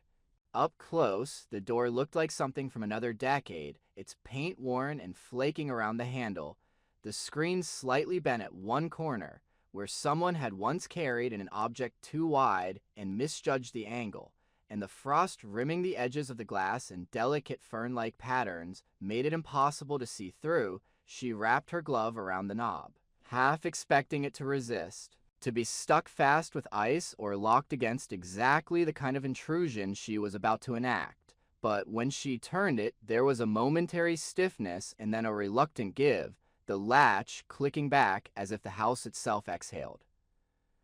The door swung inward a few inches and then bumped against something, a rug, perhaps, or the edge of a shoe, and a breath of air slid out around her knees. Air that felt, impossibly, colder than the night outside, stripped of even the faint warmth that came from starlight in distant houses, and carried with it a smell she recognized from too many scenes she wished she could forget. Not the sharp chemical sting of blood or antiseptic, but the flat, heavy scent of long, unheated rooms, of old wood and extinguished candles, and the faint metallic tang of human breath cooled almost to nothing. She did not call his name. There was something about the hush inside, about the way the darkness seemed to press gently but firmly against the threshold that made any normal civility knocking, calling out, announcing herself feel absurdly small, like whispering at a thunderstorm, and instead she pushed the door wider with her shoulder, slipping through the gap and into the shadowed interior of Earl Hargrove's house. The wolves behind her holding their silent vigil at the edge of the yard as the night settled more firmly around all of them. The dark inside Earl's house was not the ordinary friendly dark of a lived-in home at night, punctured by the glow of a television screen or the thin line of light under a bedroom door, but a heavier, undiluted thing that seemed to have pooled in the corners and along the ceiling. And as Donna stepped over the threshold, she felt it close around her in a way that made the tiny battery-powered beam from her keychain flashlight look almost obscene, a harsh white slash across a space that had been resting in shadow for too long. Her first breath of the interior air made her cough behind her scarf. It was colder in here than she had expected, not by degrees on a thermostat, but in the quality of the cold itself, which lacked even the faint freshness of the outside night. It was stale, dried-out cold, the kind that seeped into walls and furniture over days without heat, stripping them of any residual warmth.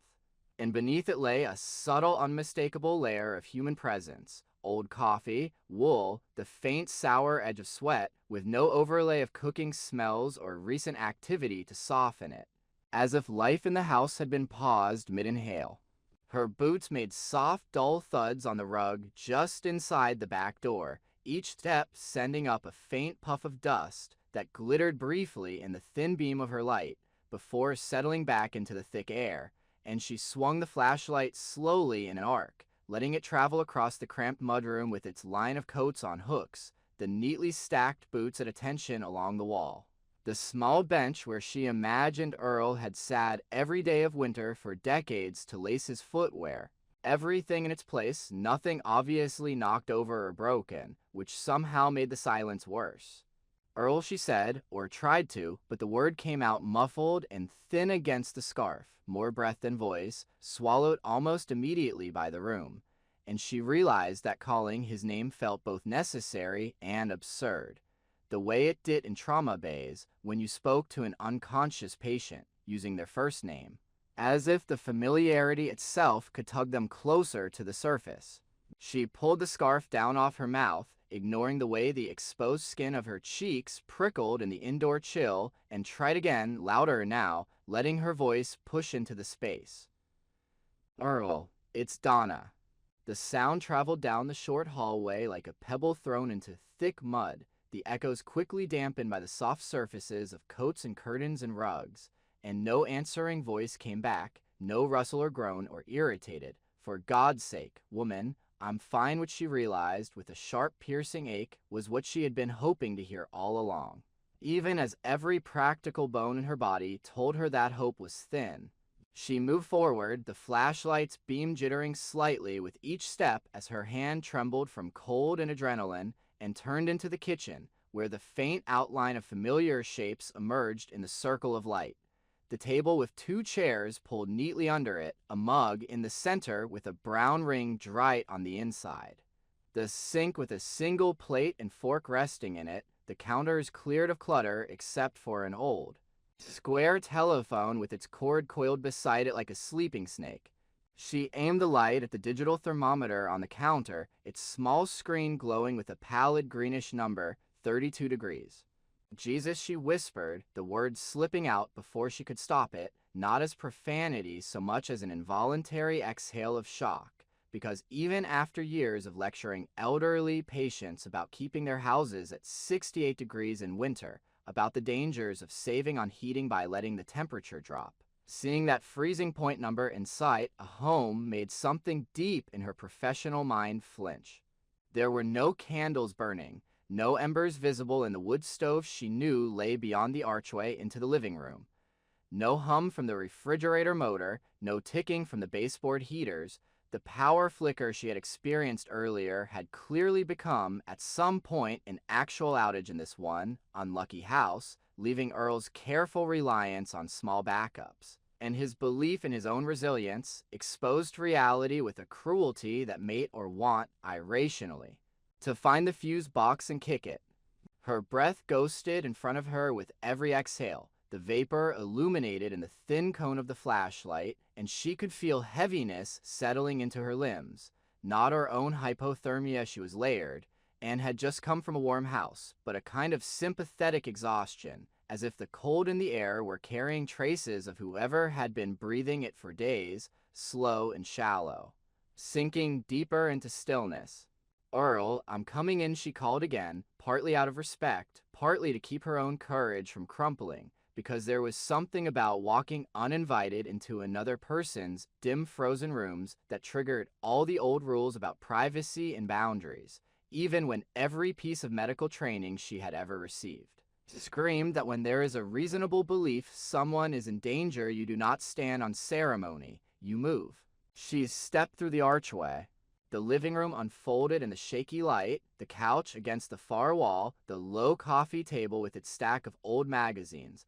the lamp beside the armchair, unplugged from an outlet that had probably died with the rest of the house, the wood stove in the corner with its door closed, a faint white crust of ash visible through the small pane of darkened glass. The air felt even colder here, the coldness soaking up through the soles of her boots from the floor, rising around her legs like water, and for a brief second she had the strange impression of standing at the bottom of a drained lake, the house around her an old wreck sitting on the exposed bed.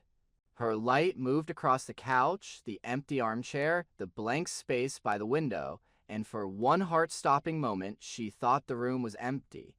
that perhaps he had somehow found his way to a neighbor's house or a hotel in town, that all of this was a grim sort of false alarm. But then the beam swung lower, grazing the edge of the coffee table, and found, in the narrow strip of floor between the table and the couch, the unmistakable shape of a human body lying on its side.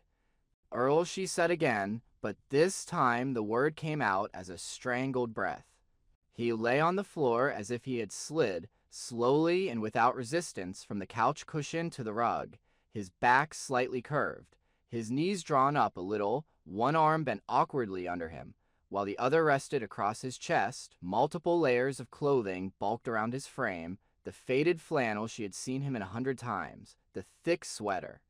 The battered down jacket and a wool hat sat askew on his head, pulled down to his eyebrows, his white hair sticking out in unruly tufts at the ears.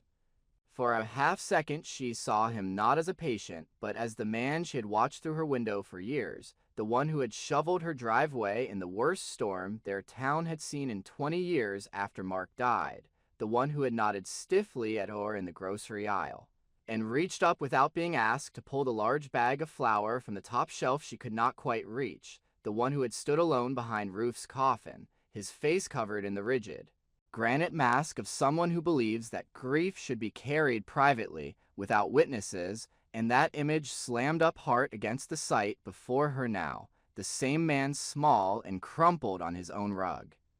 Training took over. She crossed the room in 3 careful steps, kneeling beside him without thinking about what it would do to her own knees, the cold of the floor biting through her jeans, as she set the flashlight on the coffee table, so that its beam angled down across his chest and face. She reached first for his shoulder, gloved fingers pressing into the layers of fabric, shaking gently. "Earl, it's Donna. Can you hear me?" she said, pitching her voice into the firm, calm register she had used on countless unconscious or semi-conscious patients, the tone that carried both reassurance and urgency. There was no response. His body did not flinch at the pressure, did not curl or jerk away, and that lack of reaction, more than the silence or the stillness, sent a shot of real fear through her, because even profoundly hypothermic people often pulled in when touched, some stubborn bit of nervous system trying to preserve itself. She leaned closer, lowering her head until her cheek hovered just above his mouth, watching his chest in the flashlight's beam, listening. For a moment she heard nothing, no exhale, no whisper of air, and her brain, with awful efficiency, began to reach for the next step, roll him onto his back, check for a carotid pulse, start compressions if nothing, But then, just as she began to shift her weight, a faint thread of warmth brushed her skin, a ghost of breath. So thin and slow she might have missed it if she had moved any faster, carrying with it the flat, metallic scent of air that had passed through lungs too cold to properly warm it. "There you are," she murmured, not sure whether she was talking to him or herself, and she stayed where she was for several more heartbeats, counting the spaces between those feeble breaths. 1, 2, 3. Another inhalation, shallow, barely lifting the multiple layers of his jacket, then a longer, almost imperceptible exhale. His breathing was far too slow, far too light, but it was there.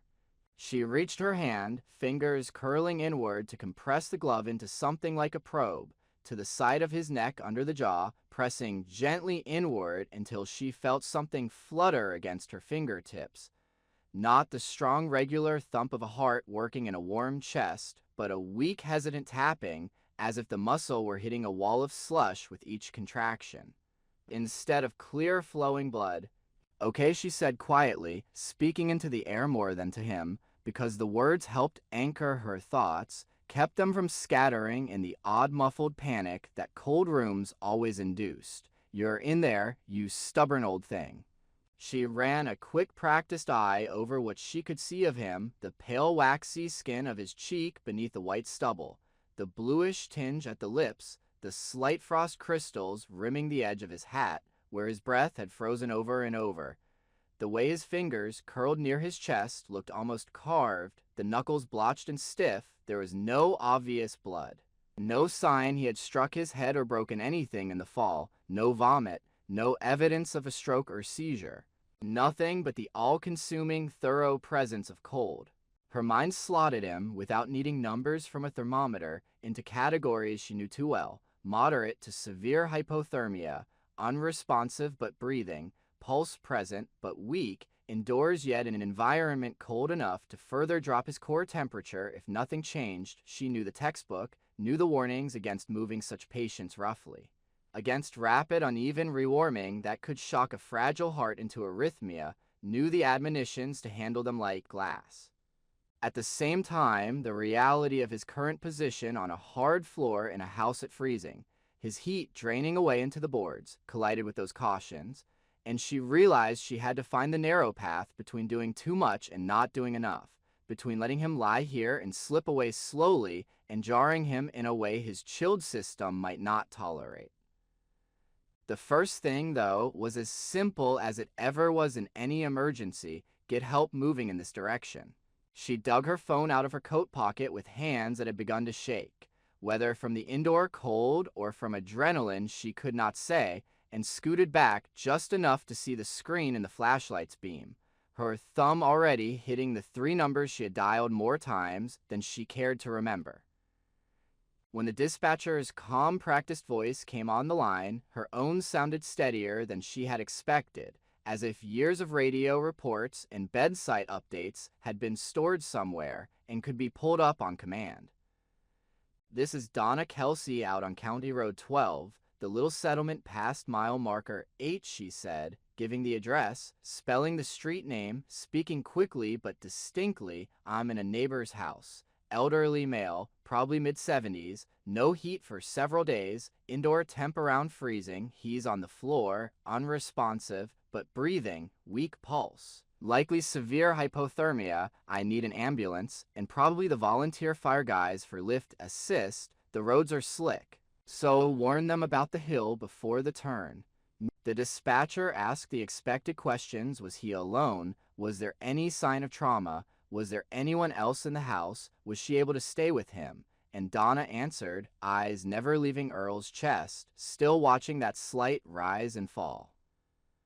"Yes, he lives alone. Yes, I can stay. No obvious injury. Breathing is slow, but present. Pulse is weak. He's cold to the touch through all these clothes," she said, her free hand resting lightly on his shoulder, as if to underline that point. "I'm a former nurse. I'll monitor him until they get here." She heard the click of keys through the line, the background murmur of other calls, the dispatcher relaying her information in shorthand to unseen responders. and the mention of estimated response time floated back to her 20, maybe 30 minutes, depending on the plows, and whatever else was already in progress, but she tucked that number away, without letting it bite too deeply, because time was both an enemy and an ally in hypothermia, and she had seen people brought back from lower core temperatures than Earl's likely was, given enough care and patience. When she hung up, the house seemed even quieter. She sat for a moment on the floor beside him, the cold in the boards making its way up through her knees and thighs, knowing she should put something between him and that heat-sucking surface, something between herself and it as well, but unwilling to move away long enough to fetch blankets or cushions from another room. Then she remembered the couch. Carefully, speaking aloud to him as much to keep him anchored as to narrate for herself, she slipped one hand under his head, the other under his shoulder, and with a slow, gentle motion, rolled him a fraction onto his back, just enough that she could slight her scarf, then her folded coat, under his upper body, creating a thin barrier between his core and the floor. "Easy, easy, I've got you," she murmured, even though his closed eyes and slack mouth gave no sign that he heard, and she watched his face intently for any change, a grimace, a frown, the fluttering of lids, but there was nothing, only the faint cloud of his exhale that appeared and disappeared almost too slowly to track. She did not dare strip any clothing from him. Every guideline she had ever read on severe hypothermia warned against exposing the chest or limbs to colder air than they were already in, against massaging or rubbing arms and legs, against moving the body more than necessary until more controlled rewarming could begin. So she contented herself with small conservative measures, loosening the scarf at his neck enough that his airway was unobstructed, making sure his hat covered his ears properly,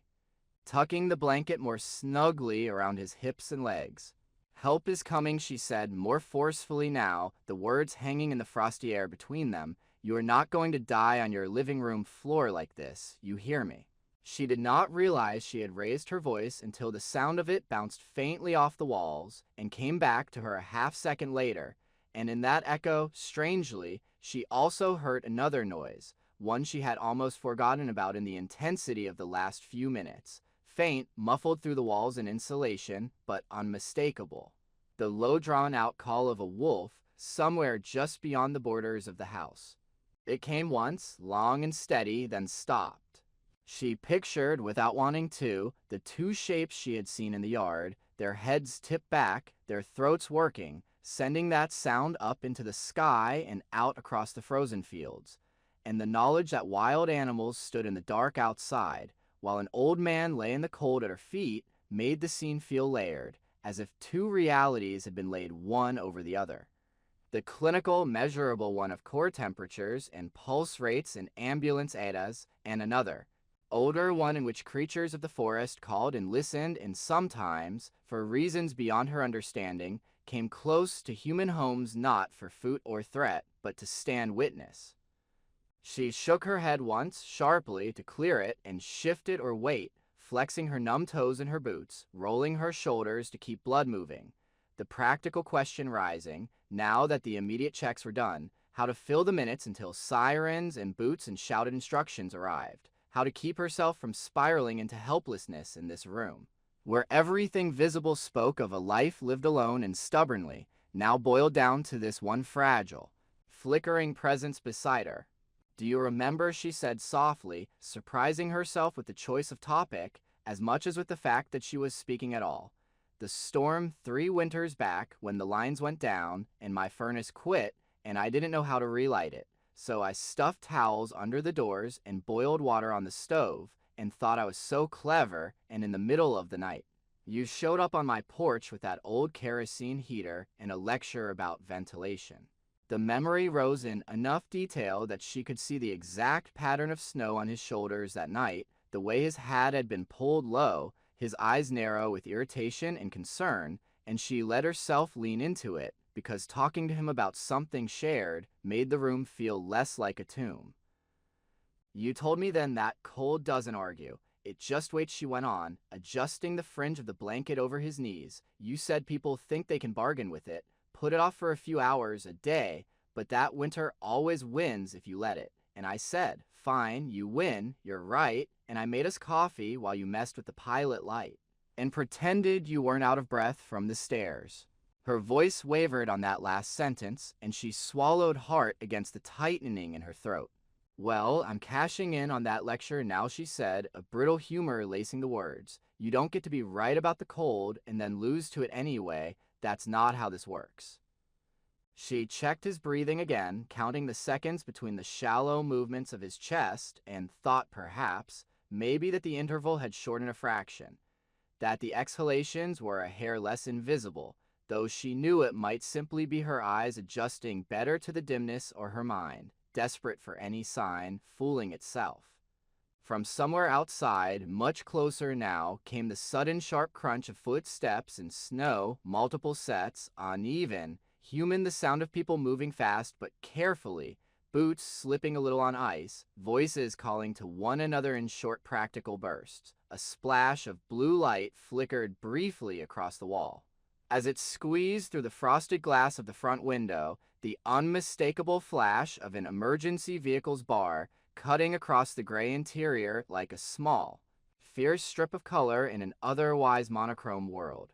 Donna exhaled a breath she had not realized she was holding, the air leaving her lungs in a rush that fogged and then vanished. And for the first time since stepping into the house, she allowed herself to believe, not just intellectually but bodily, that the line between this room and the outside world had not been permanently severed, that other hands were coming, other minds and tools and warmth, that she was no longer the only barrier between Earl Hargrove and the quiet, seductive emptiness pressing in on all sides. Hang on, she whispered, perhaps to him, perhaps to herself, as the front door rattled under someone's knock in the old house, which had been so still, braced itself to receive an influx of light and sound and life. By the time the paramedics shouldered their way through Earl's front door, bringing with them a blast of air that somehow felt warmer than the cold inside the house, simply because it carried the smell of exhaust and bodies, and the faint rubbery odor of their gear, Donna's legs had gone numb from kneeling on the floor, a slow, creeping ache settling into her joints that she only fully registered when she tried to stand, and her knees protested with a grinding stiffness that reminded or sharply of her own age. Yet even that discomfort seemed distant compared to the intense narrow focus she had kept on the fragile rhythm of the man lying beside her, counting each shallow rise of his chest, as if they were beads on a rosary. The room filled quickly. Two paramedics in dark uniforms, their jackets dusted with snow, moved with the efficient, coordinated urgency of people who have done this many times before, one dropping his bag near the couch and stripping off his gloves to free his fingers, the other setting a collapsible stretcher against the wall and snapping it open with a series of practiced flicks behind them. The familiar bulky shapes of two volunteer firefighters, faces red from the cold above their reflective coats, hovered in the doorway, waiting for cues, the smell of cold air and diesel clinging to them like an extra layer. Male, mid-70s, found down, unresponsive but breathing, indoor temp 32, likely severe hypothermia, Donna began, the report coming out of her almost without conscious thought, because there was something about the arrival of an ambulance that clicked an old switch in her, turning her from neighbor and friend back into nurse, no obvious trauma, pulse weak. But present at the carotid, I've kept him as still as I can, scarf and coat under his upper body to get him off the floor. He's layered up, hat on, scarf loosened, so his airway is clear.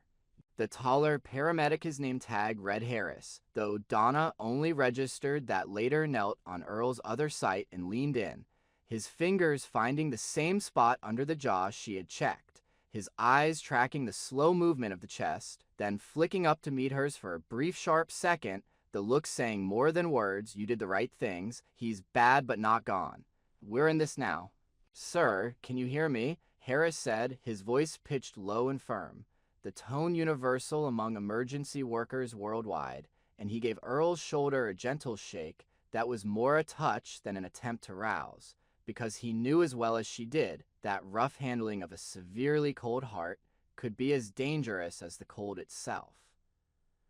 When there was no response beyond the same faint exhale Donna had been tracking, the second paramedic moved in, kneeling near Earl's feet to peel back just enough of the blanket and outermost layer, to place the sensor of a portable thermometer in the soft flesh under his arm, the little device beeping quietly. As it tried to pull an accurate reading from a body whose core temperature had sunk to a place numbers struggled to describe, a cuff went around his arm. A pulse oximeter clipped onto a fingertip that looked almost translucent in the harsh white beam of the paramedic's larger flashlight. "Core's low," the second medic said after a moment, glancing at the digital display and then choosing, either for Donna's sake or his partner's, not to say the exact figure out loud. "BP's barely there, Sats in the tank, but he's hanging on." Harris nodded once, a small economical gesture, and then turned to the firefighters. "Let's get the stretcher in close," he said, already reaching into his bag for warmed IV fluids, the bag having spent the drive in a special compartment that kept it from dropping to the ambient temperature of the night. "We're not stripping him here, just bundling and moving, slow and steady, minimal jostling. We'll start the line en route. Hit him with warm fluids and heated oxygen at the hospital." Donna found herself sliding into the periphery, making room for the practice choreography unfolding around Earl's prone form. One of the firefighters, a broad-shouldered man she recognized from the grocery store, his beard rimed with frost, gave her a quick nod as he maneuvered the stretcher to the right angle, the legs clicking as they locked. Together, the four of them worked their gloved hands under Earl's body, threading the narrow, rigid sled board beneath him. With the precision of people handling something simultaneously heavy and fragile, every movement measured to avoid sudden shifts that might jolt his chilled heart into rebellion. "On three," Harris said, his voice calm and authoritative. "1, 2, 3. They lifted in unison, Earl's body rising off the floor with a surprising stiffness, the multiple layers of clothing holding his limbs in a sort of padded rigidity. That made him seem more like a mannequin than a man for a split second, and Donna had to bite down on the inside of her cheek to keep from flinching at the sight, focusing instead on guiding the blanket. So it stayed around him, preserving what little heat he had left. They settled him onto the stretcher, the metal frame creaking softly under the weight, and immediately wrapped additional insulated blankets around him, thin metallic-looking sheets that crackled faintly as they unfolded. Then thicker woolen ones over those, building a cocoon that covered everything but his face. Harris slipped an oxygen mask gently over his nose and mouth, the clear plastic clouding with each exhale, and the hiss of the gas, warmed by a portable unit, introduced a new sound into the room, a kind of steady artificial breath that layered itself over Earl's own. As they worked, Donna noticed the small details that, in her years at the hospital, she had only half registered in the blur of shift after shift, the way Harris's fingers, bare now, moved with surprising nimbleness in the cold, the faint white lines on his knuckles from old scars, the way his partner narrated each action under his breath mask on, line prepped. Blanket secure not for anyone's benefit, but to keep his own mind anchored in the sequence, the way the firefighter's eyes, though clearly concerned, never strayed from their tasks with the straps and the stretcher. "Ma'am, are you coming with us or do you have someone who can bring you in?" the younger paramedic asked, straightening up and giving her a quick assessing glance, noting she was sure the lines of fatigue around her mouth, the way her hands shook now that the immediate need for action had passed. "I'll drive behind," she said, knowing that the ambulance would move faster than she safely could on the icy roads, knowing also that once they hit the main highway, she could push her old Ford harder than she ever did on grocery runs. "I need to lock up his place, grab a few things, but I'll be right behind you." Harris nodded, already turning back to adjust a strap. "We'll radio ahead," he said. "They'll be ready with the warm room and fluids. You did good, getting to him when you did." The words slid over her like water on ice, not quite sinking in, because part of her wanted to argue, to point out that she should have come yesterday, the day before, when the first unease had tugged at her ribs, that the gap between recognizing danger and acting on it could be measured not just in hours, but in degrees of temperature lost, in minutes of oxygen deprivation. but another part, quieter and perhaps a little kinder, recognized that if she had waited even one more hour tonight, the house might have been as still as a morgue when she opened the door. They carried the stretcher toward the front of the house, moving slowly, navigating the narrow hallway and the doorway with the care of people carrying more than weight. Donna followed close behind, one hand resting lightly on the metal frame near Earl's shoulder, as if that small contact could tether him. Hearing the soft clink of the IV bag on its hook, the swish of blankets, the occasional clipped instruction exchanged between the men as they passed the little table in the hallway. Her eyes snagged on the framed photograph of Ruth and Andrew again, and this time in the jostling light of flashlights and the brief intermittent wash of blue from the ambulance outside, the image struck her differently, not as a relic of a life frozen in time, but as a point of continuity, a reminder that the man on the stretcher had been, and still was, more than the sum of his current vital signs. The cold outside, when they stepped through the front door, felt almost shocking after the stagnant chill of the house, the air moving more, the scent of snow and exhaust and distant wood smoke, cutting through the stale stillness that had clung to her inside. The ambulance sat in the driveway with its back doors flung open, a rectangle of bright white light pouring out onto the snow, turning the drifting flakes into a storm of glowing particles that swirled around the scene. Beyond, porch lights had come on up and down the street, neighbors standing on their steps or just inside their doorways, wrapped in coats and blankets. Faces pale ovals in the night, all of them drawn by the siren and the blue strobe and the age-old morbid curiosity that lived side by side with genuine concern in small communities where everyone knew, more or less, everyone else. As they lifted the stretcher into the ambulance, the back end dipping and then rising as the mechanism engaged, Donna's gaze flicked, almost involuntarily, toward the edge of Earl's yard. The wolves were there, at the break between the fence and the start of the trees, their bodies half in shadow, half in the spill of the ambulance's lights, which caught the sheen of their coats and turned their eyes into bright reflective coins. They stood not with the restless pacing of hungry animals, but with the grounded stillness of sentries, their heads tilted slightly, ears forward. Watching the men in reflective jackets and the woman in the too thin parka, and the old man wrapped in silver and wool being loaded into the bright humming box on wheels. For a moment a heartbeat, no more one of them seemed to meet her gaze across the snow, and in that shared glance she felt a strange wordless acknowledgement, as if the night itself, through these creatures, were both witnessing and approving this particular breach of human isolation. This act of dragging one of its own back from the edge, then one of the firefighters.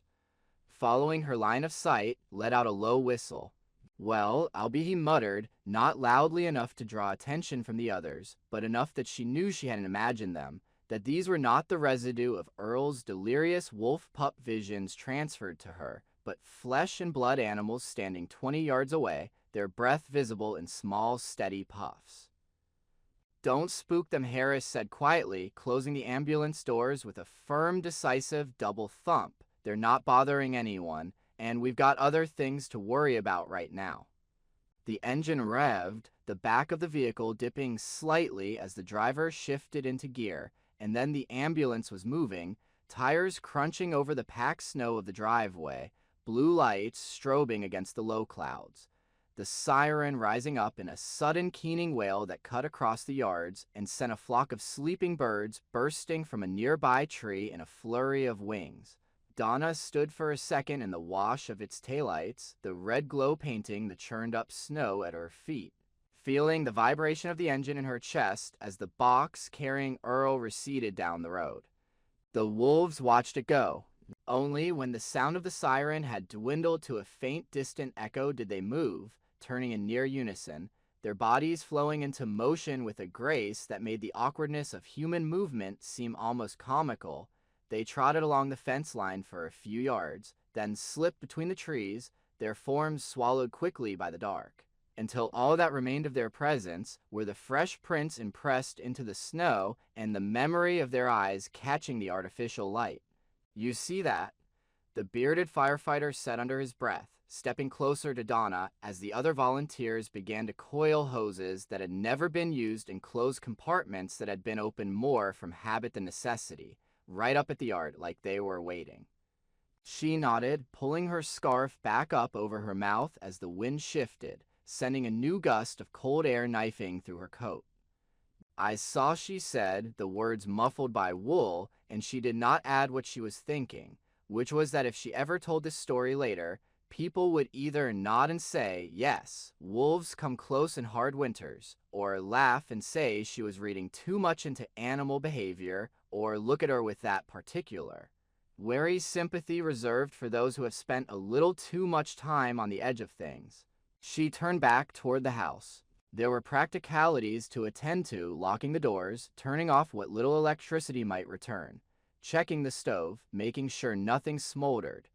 perhaps putting a note on the front door for Andrew if and when he came, because she suspected with a quiet certainty that surprised her that the son would be on his way north as soon as someone called. Whether that call came from the hospital or from some overworked clerk going down a list of emergency contacts. Inside, the house already felt different, as if the removal of Earl's body had allowed the space to exhale, to acknowledge in its own wordless way that for the first time in days the direction of movement was outward rather than inward, toward help instead of toward the blank, indifferent center of the cold. She moved through the rooms quickly but deliberately, flashing her light around to reassure herself that nothing would catch fire or flood in their absence.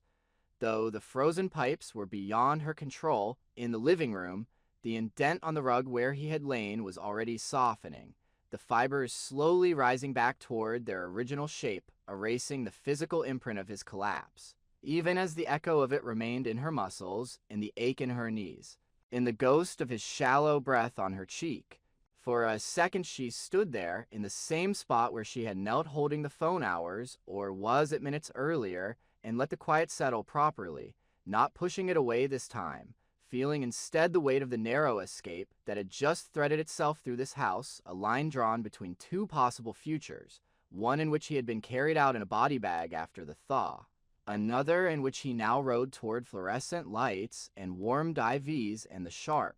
antiseptic smell of survival. When she finally stepped back out into the night, locking the front door behind her with a twist of the old key she had found hanging on a nail by the frame, the wind had picked up, sending tiny hard flakes of snow skittering across the packed surface of the road like grains of sand, and for a brief moment, as she pulled her coat tighter and headed toward her truck, her eyes flicked again toward the dark line of the trees. There was nothing there now but shadow and the vague shifting shapes of branches in the moving air. Still, she lifted one hand from her pocket, fingers stiff in the cold, and made a small unconscious gesture in that direction, not quite a wave, not quite a salute, something in between before climbing into the cab, turning the key and guiding the old fort out onto the road, her headlights carving tunnels of pale gold through the winter night. As she followed the diminishing echo of the ambulance toward town and the bright humming world of the hospital, where warmth and machines and other people's hands would take over the work she had begun on a frozen rug in a dark living room at the far edge of the woods. The first thing he became aware of was not light or sound but weight, a heavy enveloping weight that lay over his body from shoulders to ankles, pressing him gently into a surface that did not bite cold the way the floor in his living room had, and for a long drifting moment Earl floated there between sleep and waking, unable or unwilling to name the difference, because in this suspended place there was no sharp pain, no burning in his joints, only a deep, pervasive tiredness that seemed to have seeped into the bones themselves, as thorough and complete as the cold had been days or hours before. He did not open his eyes right away. It seemed unnecessary, an effort his mind could not yet justify, and in the darkness behind his lids he saw, with the clarity of hallucination or memory, the kitchen of the ranger station 25 years ago, the old coffee pot burbling on the counter, steam curling up and bending in the draft from the door, as a younger version of himself stomped in. Cheeks raw from wind, hands numb inside stiff gloves. Complaining loudly about some wet behind the ears college kid they'd sent him as a trainee who thought snow was romantic until it soaked through his boots. The image was so vivid that for a second he smelled the burnt coffee and wet wool, heard Pete's rough laugh from the table, felt the easy strength in his own legs as he kicked off his boots, and walked across the room without thinking about balance or breath. Then another sound, closer and thinner, pushed in at the edges of that remembered warmth, a rhythmic beeping, high and insistent, clicking through the air like the amplified chirp of some mechanical bird. And with it came the low murmur of voices, not the familiar rough dialect of rangers, but the clip-muted tones of people trying to be heard without disturbing a sleeping patient. He realized slowly that the sleeping patient was him. Earl forced his eyes open. Light stabbed at him, bright and white, and somehow both harsh and diffused, as if filtered through layers of something, and he squinted, the muscles around his eyes cramping with the effort. The ceiling above him was not the cracked, slightly yellowed plaster of his house, but a clean acoustic tiled plane, punctured by rectangular panels of fluorescent light, one of which flickered faintly at the edge of his field of vision like a distant annoyed star. He became aware of other details in quick succession, each one slotting into place with the surreal, disjointed feeling of pieces being handed to him out of order. The steady, cool touch of plastic against his face and upper lip, the elastic band around the back of his head holding an oxygen mask in place, the tug at the skin on the back of his hand where an IV line entered, surgical tape securing it, the faint, almost imperceptible vibration of the mattress under him. A hum that spoke of machinery, of life-supporting systems humming behind the walls. There was warmth.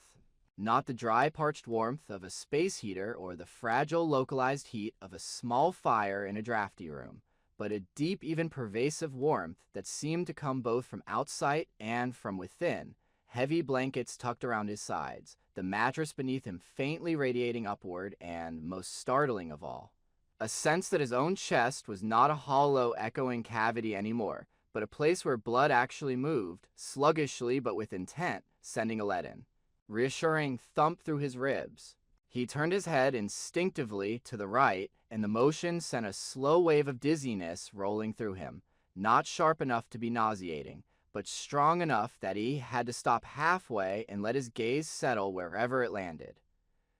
It landed on Dawn. She sat in a molded plastic chair beside his bed, her parka slung over the back of it, wearing a faded blue sweater he didn't recognize, and jeans that were creased white at the knees from where she'd been leaning forward, elbows on thighs, hands laced loosely together, dark half-moons smudged the skin under her eyes, and her hair, usually pulled back with a neatness that suggested a nurse's lifelong war on stray strands, had escaped its clip and hung in a loose, tired wave around her face. She was not looking at him.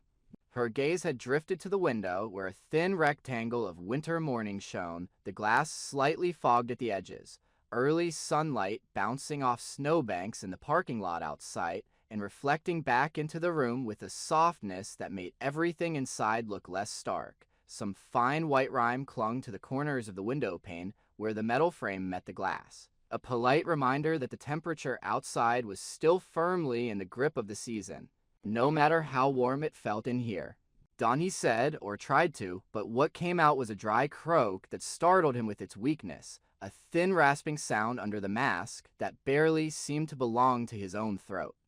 Her head snapped around. For a second, her face was blank, eyes white and uncomprehending, as if she had been pulled out of a deep interior place, and then understanding flooded in, reshaping her features into something so raw and relieved. It made his chest ache in an entirely new way. She sat up straighter, the chair creaking in protest, and leaned toward him, one hand lifting automatically to adjust the oxygen mask. "Hey," she said softly, the word a mixture of exhale, laugh, and near sob, "Hey there, stranger."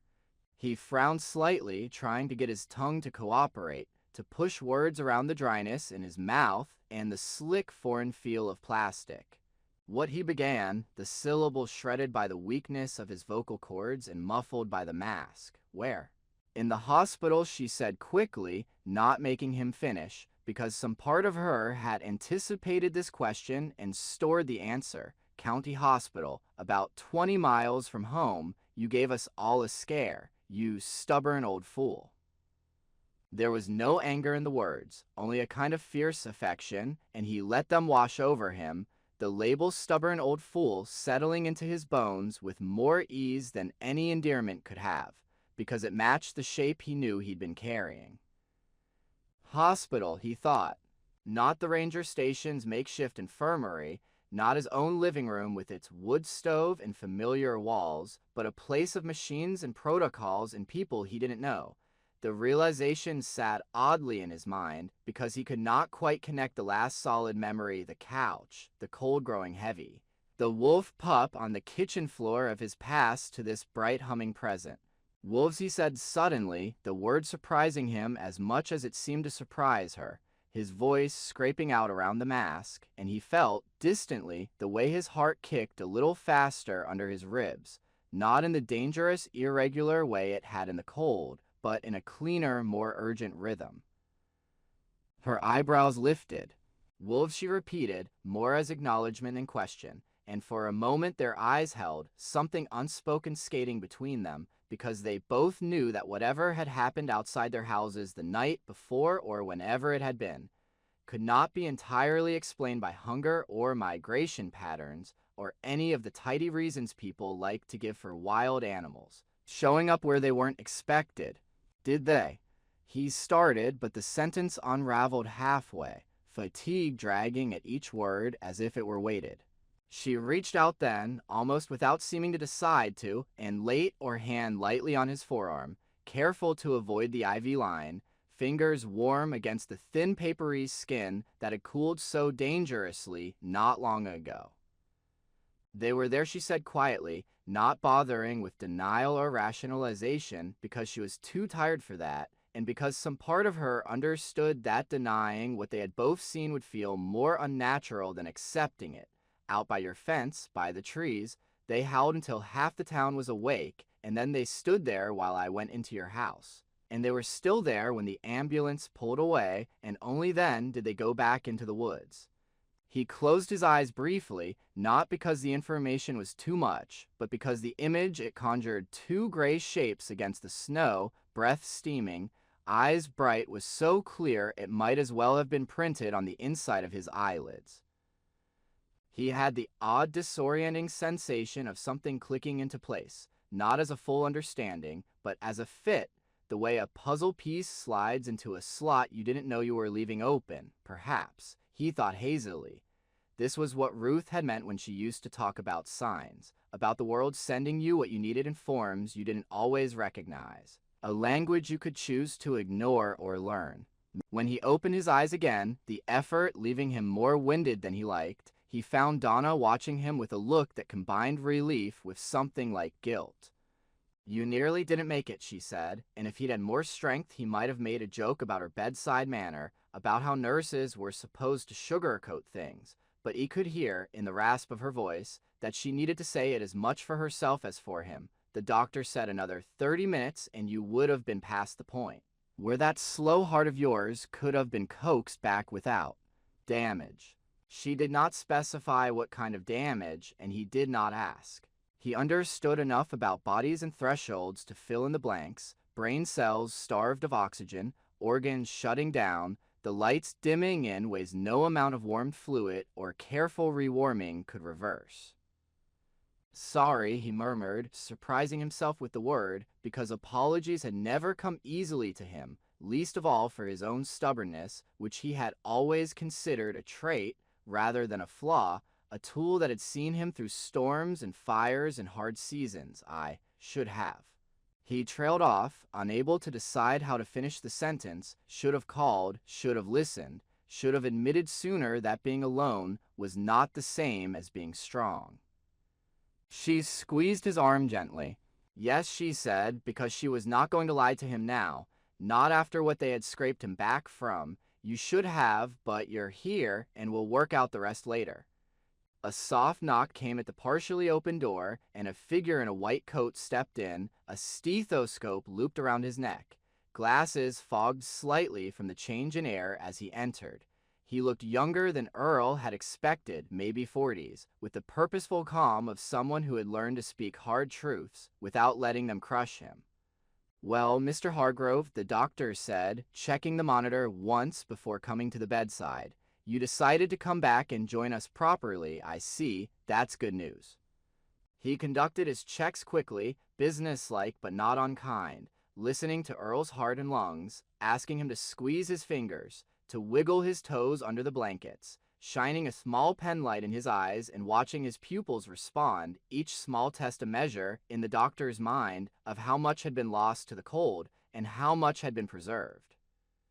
"Core temperature is back into a safer range," the doctor said, half to Earl, half to Donna, who listened with the focused expression of someone used to translating medical jargon into real-world implications. "We brought you up slowly with warm IV fluids and heated air. No signs of arrhythmia so far. Neurological response looks promising. Though you're going to be tired and foggy for a while. You gave us an excellent illustration of why older folks are warned about keeping their homes too cold in winter." He said it without reproach, as a statement of fact, but the words landed in Earl's chest with a prick of shame, because there was something uniquely humiliating about being turned into a cautionary tale, a walking, or in this case, barely sitting example of what not to do.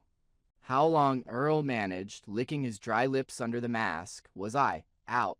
The doctor considered. "You've been here overnight," he said, "brought in just before dawn. Before that, based on what your neighbor told us and what we can infer from your condition, you were probably lying on that floor for several hours, maybe longer, before she found you. The exact time frame is less important than the fact that she did find you when she did."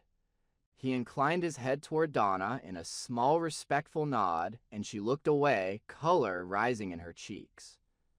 "She should have come sooner," she muttered, more to herself than to them. "I saw the signs, the dark house, the chimney. You came." The doctor interrupted gently, his tone leaving no room for debate. "And because you did, he is here. That is the part that matters now." Earl let their words settle, feeling them weave into the tapestry of guilt and gratitude that had already begun forming in him. There would be time later, he suspected, for longer thoughts about what had kept him from calling his son, from accepting Donna's earlier offers of help, from admitting that age had shifted the balance between what he could and could not handle alone. For now, his mind could only latch onto simpler, more immediate truths. He was warm. His heart was beating in a way that did not feel like it was knocking on a door from the wrong side. And he was not in his empty house, but in a room where other people's movements and words created a net around him. As the doctor stepped out, promising to return later with more detailed information about his kidneys, his blood work, the expected length of his stay, the door opened again, this time more tentatively, and another figure hovered in the threshold, hat in hand, face unexpectedly familiar despite the pallor and worry etched into it. Andrew. For a second, the sight of his son standing there, shoulders hunched as if he had been running, and then forced himself to stop right outside the door, hit Earl harder than any of the doctor's pronouncements, sending a complex surge of emotions crashing through him. Surprise, because the man had always belonged so firmly to the city in Earl's mind, that seeing him in this rural hospital hallway felt like spotting a hawk in a grocery store. Guilt, thick and heavy, because he knew without needing to ask that someone had made a call in the middle of the night that began with your father and contained words like found hypothermia critical and a deep aching love that sat under everything else like bedrock, unchanged by years of distance and phone calls that never quite said enough. Dad, Andrew said, the single syllable catching in his throat, making him sound younger than his 45 years, and he stepped fully into the room, closing the door gently behind him with a carefulness that made Earl's eyes sting. Earl tried to lift a hand and found that it felt as though each finger had been individually weighted, yet he managed to raise it a few inches off the blanket, the IV tugging, and that small feeble gesture was enough. Andrew crossed the space between them in 3 strides and wrapped his own hand around his father's, warm and firm, his grip trembling just a little. "You look like hell," Andrew said, a laugh buried somewhere improbably inside the words, and Earl, despite the mask and the dryness in his throat and the exhaustion dragging at him, managed a faint crooked approximation of a grin. "Better than the alternative," he rasped, the effort of speaking making black spots dance briefly at the edges of his vision, but the exchange, however small, eased something that had been knotted in his chest for years. Donna rose quietly from her chair, giving them space, her own chest tight, with a complicated mix of emotions relief that Andrew was here, that the burden of watching and worrying and advocating would not fall solely on her shoulders, and a strange modest satisfaction at the knowledge that in some indirect way her stubborn decision the night before had made this hand clasp across the blanket possible. "I'll go get some coffee," she said softly, touching the back of Earl's hand once before stepping away, "and let you two talk. I'm not going far." As she slipped out into the corridor, the door closing with a soft whisper behind her, Earl lay in the hospital bed with his son's fingers wrapped around his, the memory of wolves at his fence line and the taste of cold air still somewhere in the back of his mind. And for the first time in a very long time, he did not feel alone inside the space of his own stubbornness, but held however tentatively between the warmth of other people and the indifferent, watching presence of the world beyond the window where winter still ruled, and yet, impossibly, he had been granted more time within it.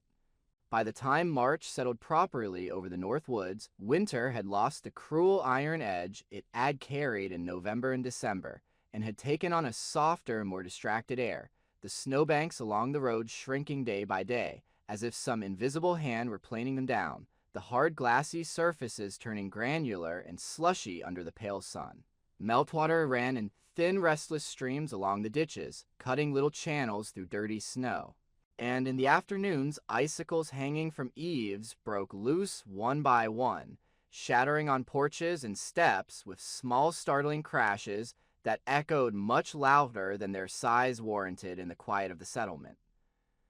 Earl watched all of this from his kitchen window, the same pane of glass that not so long ago had been rimmed with frost on the inside, while the thermometer on the counter displayed numbers that now made his skin prickle with a complicated mix of shame and amazement. Today the little screen read a comfortable 68 degrees. He wore only one flannel shirt over his t-shirt as he stood there, bare forearms resting lightly on the edge of the sink, the warmth in the room so even and unremarkable that he could almost forget what it had felt like when each degree had been a battle. The new furnace in the basement hummed quietly, its sound a low steady purr that faded quickly into the general background of the house, and the knowledge that it would kick on when needed without banging, wheezing, or demanding his attention settled around him like an unfamiliar but welcome blanket. Down there, beneath his feet, was the silver box Andy had insisted on high efficiency, programmable, idiot-proof, the young technician from town had said with a grin, walking them through the thermostat's options. As if he were introducing a new family member, Earl had bristled at the idea of anything in his house being called idiot-proof, but he had kept the reaction to himself. Because when his son had flown up from Chicago in state a full week to shepherd the installation crawling under the house, carrying tools, arguing gently but firmly with his father about what needed to be updated, it had become painfully clear that this was not about competence so much as about bridges. He could still see the way Andy's breath had puffed in the cold basement the first day they'd gone down there together, the son's hand automatically lifting to rub at his own chest when he'd seen the dead furnace, the taped joints on the old pipes, the dark, hesitant line of moisture where the system had wept and frozen and wept again. "You can't live like this anymore," Andy had said then, his voice a mixture of exasperation and fear, and Earl, who had spent a lifetime resisting being told what he could and could not do, had found that he had no real argument left, not after waking in a hospital bed with his son's fingers wrapped around his, and the doctor's calm words about thresholds still hanging in the air. Now, as he watched a pair of chickadees flit between the bare branches of the birch by the fence, and the feeder Donna had helped him hang just outside the window, he felt something ease in his chest, that had nothing to do with warm air or repaired infrastructure. He was home, not the old home of his habits and routines, fortified against intrusion, but a house that had, in the past weeks, held other people's footprints and voices and presence. Andy's suitcase scuffing the hallway wall when he'd first carried it in, the sound of his son's laughter blending with Donna's in the living room as they argued about the best way to season cast iron, the measured confident steps of the home health nurse checking vitals and medications, the occasional ring of the new carbon monoxide detector the technician had insisted on installing just in case. On the counter beside the sink sat a small pale object that had not been there in the old days, a folded piece of paper with a handwritten list, Donna's careful looping script, marking out reminders he had grudgingly agreed to accept. Thermostat never below 65. Call Andy if power out more than 2 hours. Call me if you feel cold, dizzy, or just off. Do not argue with this list. He snorted softly every time his eyes landed on that last line, but he had not thrown the paper away or tucked it into a drawer. It remained in plain sight, an almost ridiculous talisman against his own worst instincts. Behind him, the kettle whistled, and he turned, the motion slower than it once would have been, but no longer accompanied by the sense that his body might simply refuse to comply. The weeks in the hospital had left their mark, his muscles had thinned, his balance sometimes betrayed him when he turned too fast, and fatigue could descend without warning in the middle of the day, dropping a curtain over his intentions. Yet there was a new steadiness underpinning all of that, a feeling that he was no longer solely responsible for catching himself if he fell, literal or otherwise. Once home, he had half expected the old patterns to reassert themselves, for him to retreat into his familiar solitude, grateful for the warmth and the functioning furnace, but unwilling to entertain visitors or ongoing check-ins. Instead, life had shifted in quieter, more stubborn ways. Donna had not asked whether she could start coming by. She had simply appeared 2 days after his discharge with a pot of soup and a bag of groceries, bustling into the kitchen with an ease that suggested she had made a private decision, and would brook no argument, her presence as matter of fact as the new furnaces hum. "I'm already cooking," she had said when he began to protest, "and it's hardly any trouble to ladle a little extra into another pot. Besides, if I don't see with my own eyes that you're using that thermostat properly, I'm going to lose sleep, and I'm too old to be losing sleep over a neighbor who can't admit he's mortal." He had opened his mouth to respond, to make some remark about her not being that old, about mortality being none of her business, but the look in her eyes, a mixture of lingering fear and exasperated fondness, had stopped him. Now, her visits had settled into a rhythm that felt as natural as the turning of the seasons. Some days she came with Tupperware and left with his empty dishes, commenting on the birds at the feeder or the state of the road or some small town gossip. Other days she sat at his table with her own mug, the two of them talking in fits and starts, the silence between their sentences comfortable rather than strained. Sometimes they talked about trivial things, bad TV shows, the quirks of the clerk at the hardware store, and sometimes, without fanfare, they drifted into deeper waters. It was on one of those afternoons, with sunlight slanting through the window and warming the wood of the table, that Earl had found himself telling her in more detail than he had ever shared with anyone about the wolf pup. He had begun hesitantly, almost as a way of explaining his fixation on the tracks in the snow and the animals at his fence.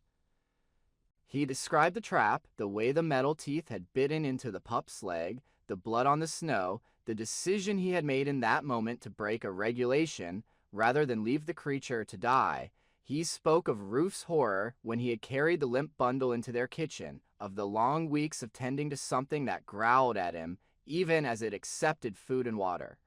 Of the day he had taken it back to the tree line and opened his arms, letting it limp away without looking back. "I told myself then that it wouldn't remember," he said, tracing the rim of his mug with one finger, the ceramic worm under his skin, "that wolves don't owe us anything, that wild is wild. I think I like that idea, the cleanness of it, no debts either way." Donna had listened without interrupting, her head tilted slightly, hands wrapped around her own cup. "And now?" she asked finally, her voice quiet. He had thought about that for a long moment, the ticking of the kitchen clock filling the space between them. "Now I don't know," he answered at last, allowing the uncertainty to sit between them like a third presence at the table. "Maybe they still don't owe us anything. Maybe that's the point. Maybe we're the ones who keep accounts when we shouldn't." She had smiled then, a small crooked smile that reached her eyes. Or maybe she said, "Kindness doesn't always vanish just because we expect it to. Maybe sometimes the world remembers even when we tell ourselves it doesn't."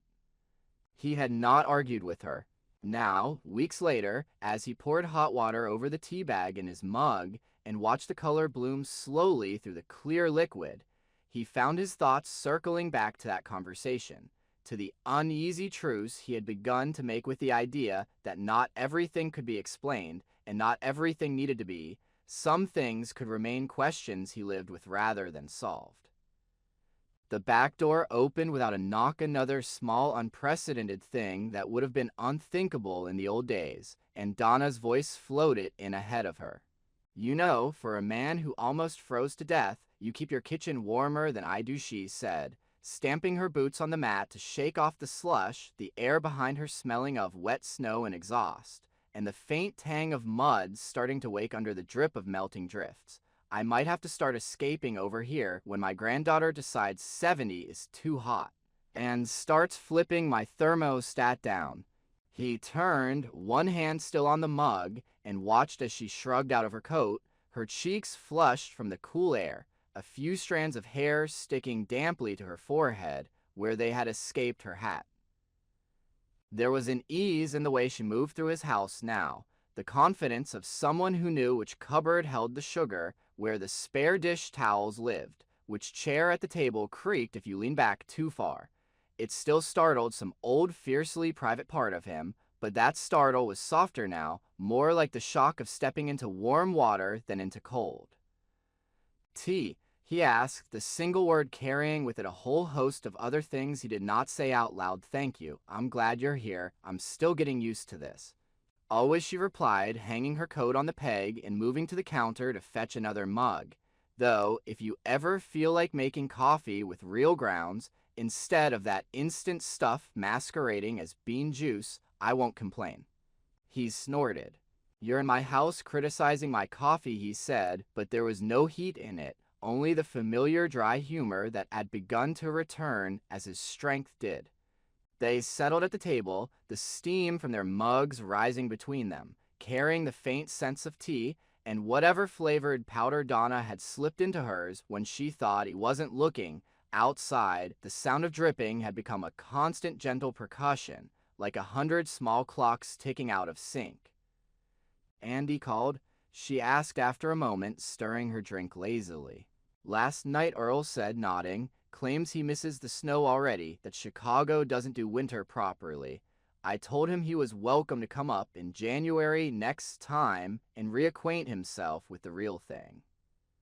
She smiled into her cup. He sounded good, she said, and he knew she was really asking how the two of them were in the new fragile arrangement that had been forged in fluorescent lit corridors and hospital coffee, in long awkward conversations about assisted living and home safety that neither of them had wanted to have. "We're figuring it out," Earl replied, surprising himself with the honesty. "He's got opinions, I've got habits. We're seeing which ones can live in the same room without killing each other." Donna laughed, the sound light and genuine. "That's all any of us ever do," she said, "with kids, neighbors, wolves." The word hung in the air between them for a second, and without planning to, both of them turned their heads toward the window that faced the tree line. The snow back there had retreated, revealing patches of brown grass and last year's dead leaves, the forest beyond a tangled wall of gray trunks and dark evergreens. From this distance, on a bright afternoon, it looked ordinary, almost domestic, the kind of backdrop postcard companies love to print under slogans about serenity and escape. Yet as Earl stood there, mug warm between his hands, he felt the memory of that other winter afternoon, lay itself over the view like a transparent sheet, the line of tracks along the fence. The two still figures at the edge of the trees, their eyes meeting his across the cold, the unhurried way they had turned and walked back into the shadows, as if some silent understanding had been reached. "Do you ever go back there?" Donna asked quietly, as if afraid of disturbing more than air. He considered. "Used to," he said. "Used to spend half my life out there. Haven't, not since. Everything." She nodded, tracing a circle on the table with one finger. "Maybe when the ground dries," she said, "we could walk a little way in, not far, just enough to say hello properly." He did not answer immediately. The idea of stepping back into the woods, not alone, but with another person at his side, pressed against old scars and old habits in equal measure. The forest had always been his domain, the place where he was most himself, but he had also used it as a refuge from people, a space where he did not have to account for his feelings or his failings. "Maybe," he said at last, and the word, small as it was, felt like opening a door a crack. Later, after she had gone and the light had started to thin, stretching their kitchen shadows long across the floor, he found himself drawn to the back gate.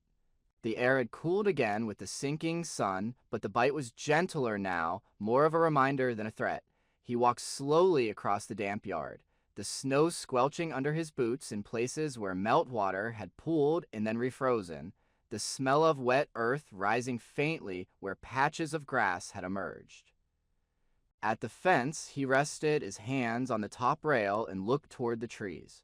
For a long moment, nothing moved. A crow called somewhere deeper in, its voice harsh and matter-of-fact, and a small breeze stirred the upper branches of the pines, making a soft rushing sound that had nothing of human language in it. He thought of Ruth then with a sudden piercing clarity, of the way she had stood beside him at this very spot years ago, watching a summer storm roll in, her hand warm on his arm as she'd said, half joking, half reverent, "You know, you spend so much time counting trees and tracks you forget to just look at all this as a miracle." He had scoffed at the word then, uncomfortable with its implications. Now, standing at the edge of his yard with his heart beating steadily in a chest that had nearly gone quiet, with a new furnace humming in his basement and a neighbor who walked through his back door without asking, with a son who called more days than not to ask about his blood pressure and his appetite, he found that the word did not chafe as much as it once had. Far back, near the point where the undergrowth thickened and the trunks rose closer together, two shapes appeared. They were not dramatic, not staged, not framed by any celestial light. They simply stepped from behind a fallen log and stood, side by side, their bodies half obscured by branches, their fur a blend of gray and brown and shadow that made them easy to overlook if you did not know what you were seeking. He saw them because he had always seen such things, because part of him would forever be tuned to movement at the edges. The larger one shifted its weight, lifting its head slightly, and even at this distance he felt, rather than truly saw, the way its gaze swept the open strip of land between the forest and his fence. The smaller remained very still, ears forward, tail low, the picture of alert ease. Earl did not raise his hand. He did not call out, did not whistle or make any sound at all. He simply stood there, his fingers curled around the rough top rail, the wood damp under his palms, and let the moment exist without trying to pin it down. In his head, without consciously choosing to, he addressed Ruth. "You'd say this is a miracle," he thought, a wry affection curling through the words, wolves and furnaces and neighbors and sons, all tangled up together. "Maybe you're right." The wind shifted, carrying with it a faint wild scent, the musk of animal fur, the dampness of thawing earth, the lingering cold of shadowed snow, and then, with the same unhurried grace they had shown in winter, the wolves turned.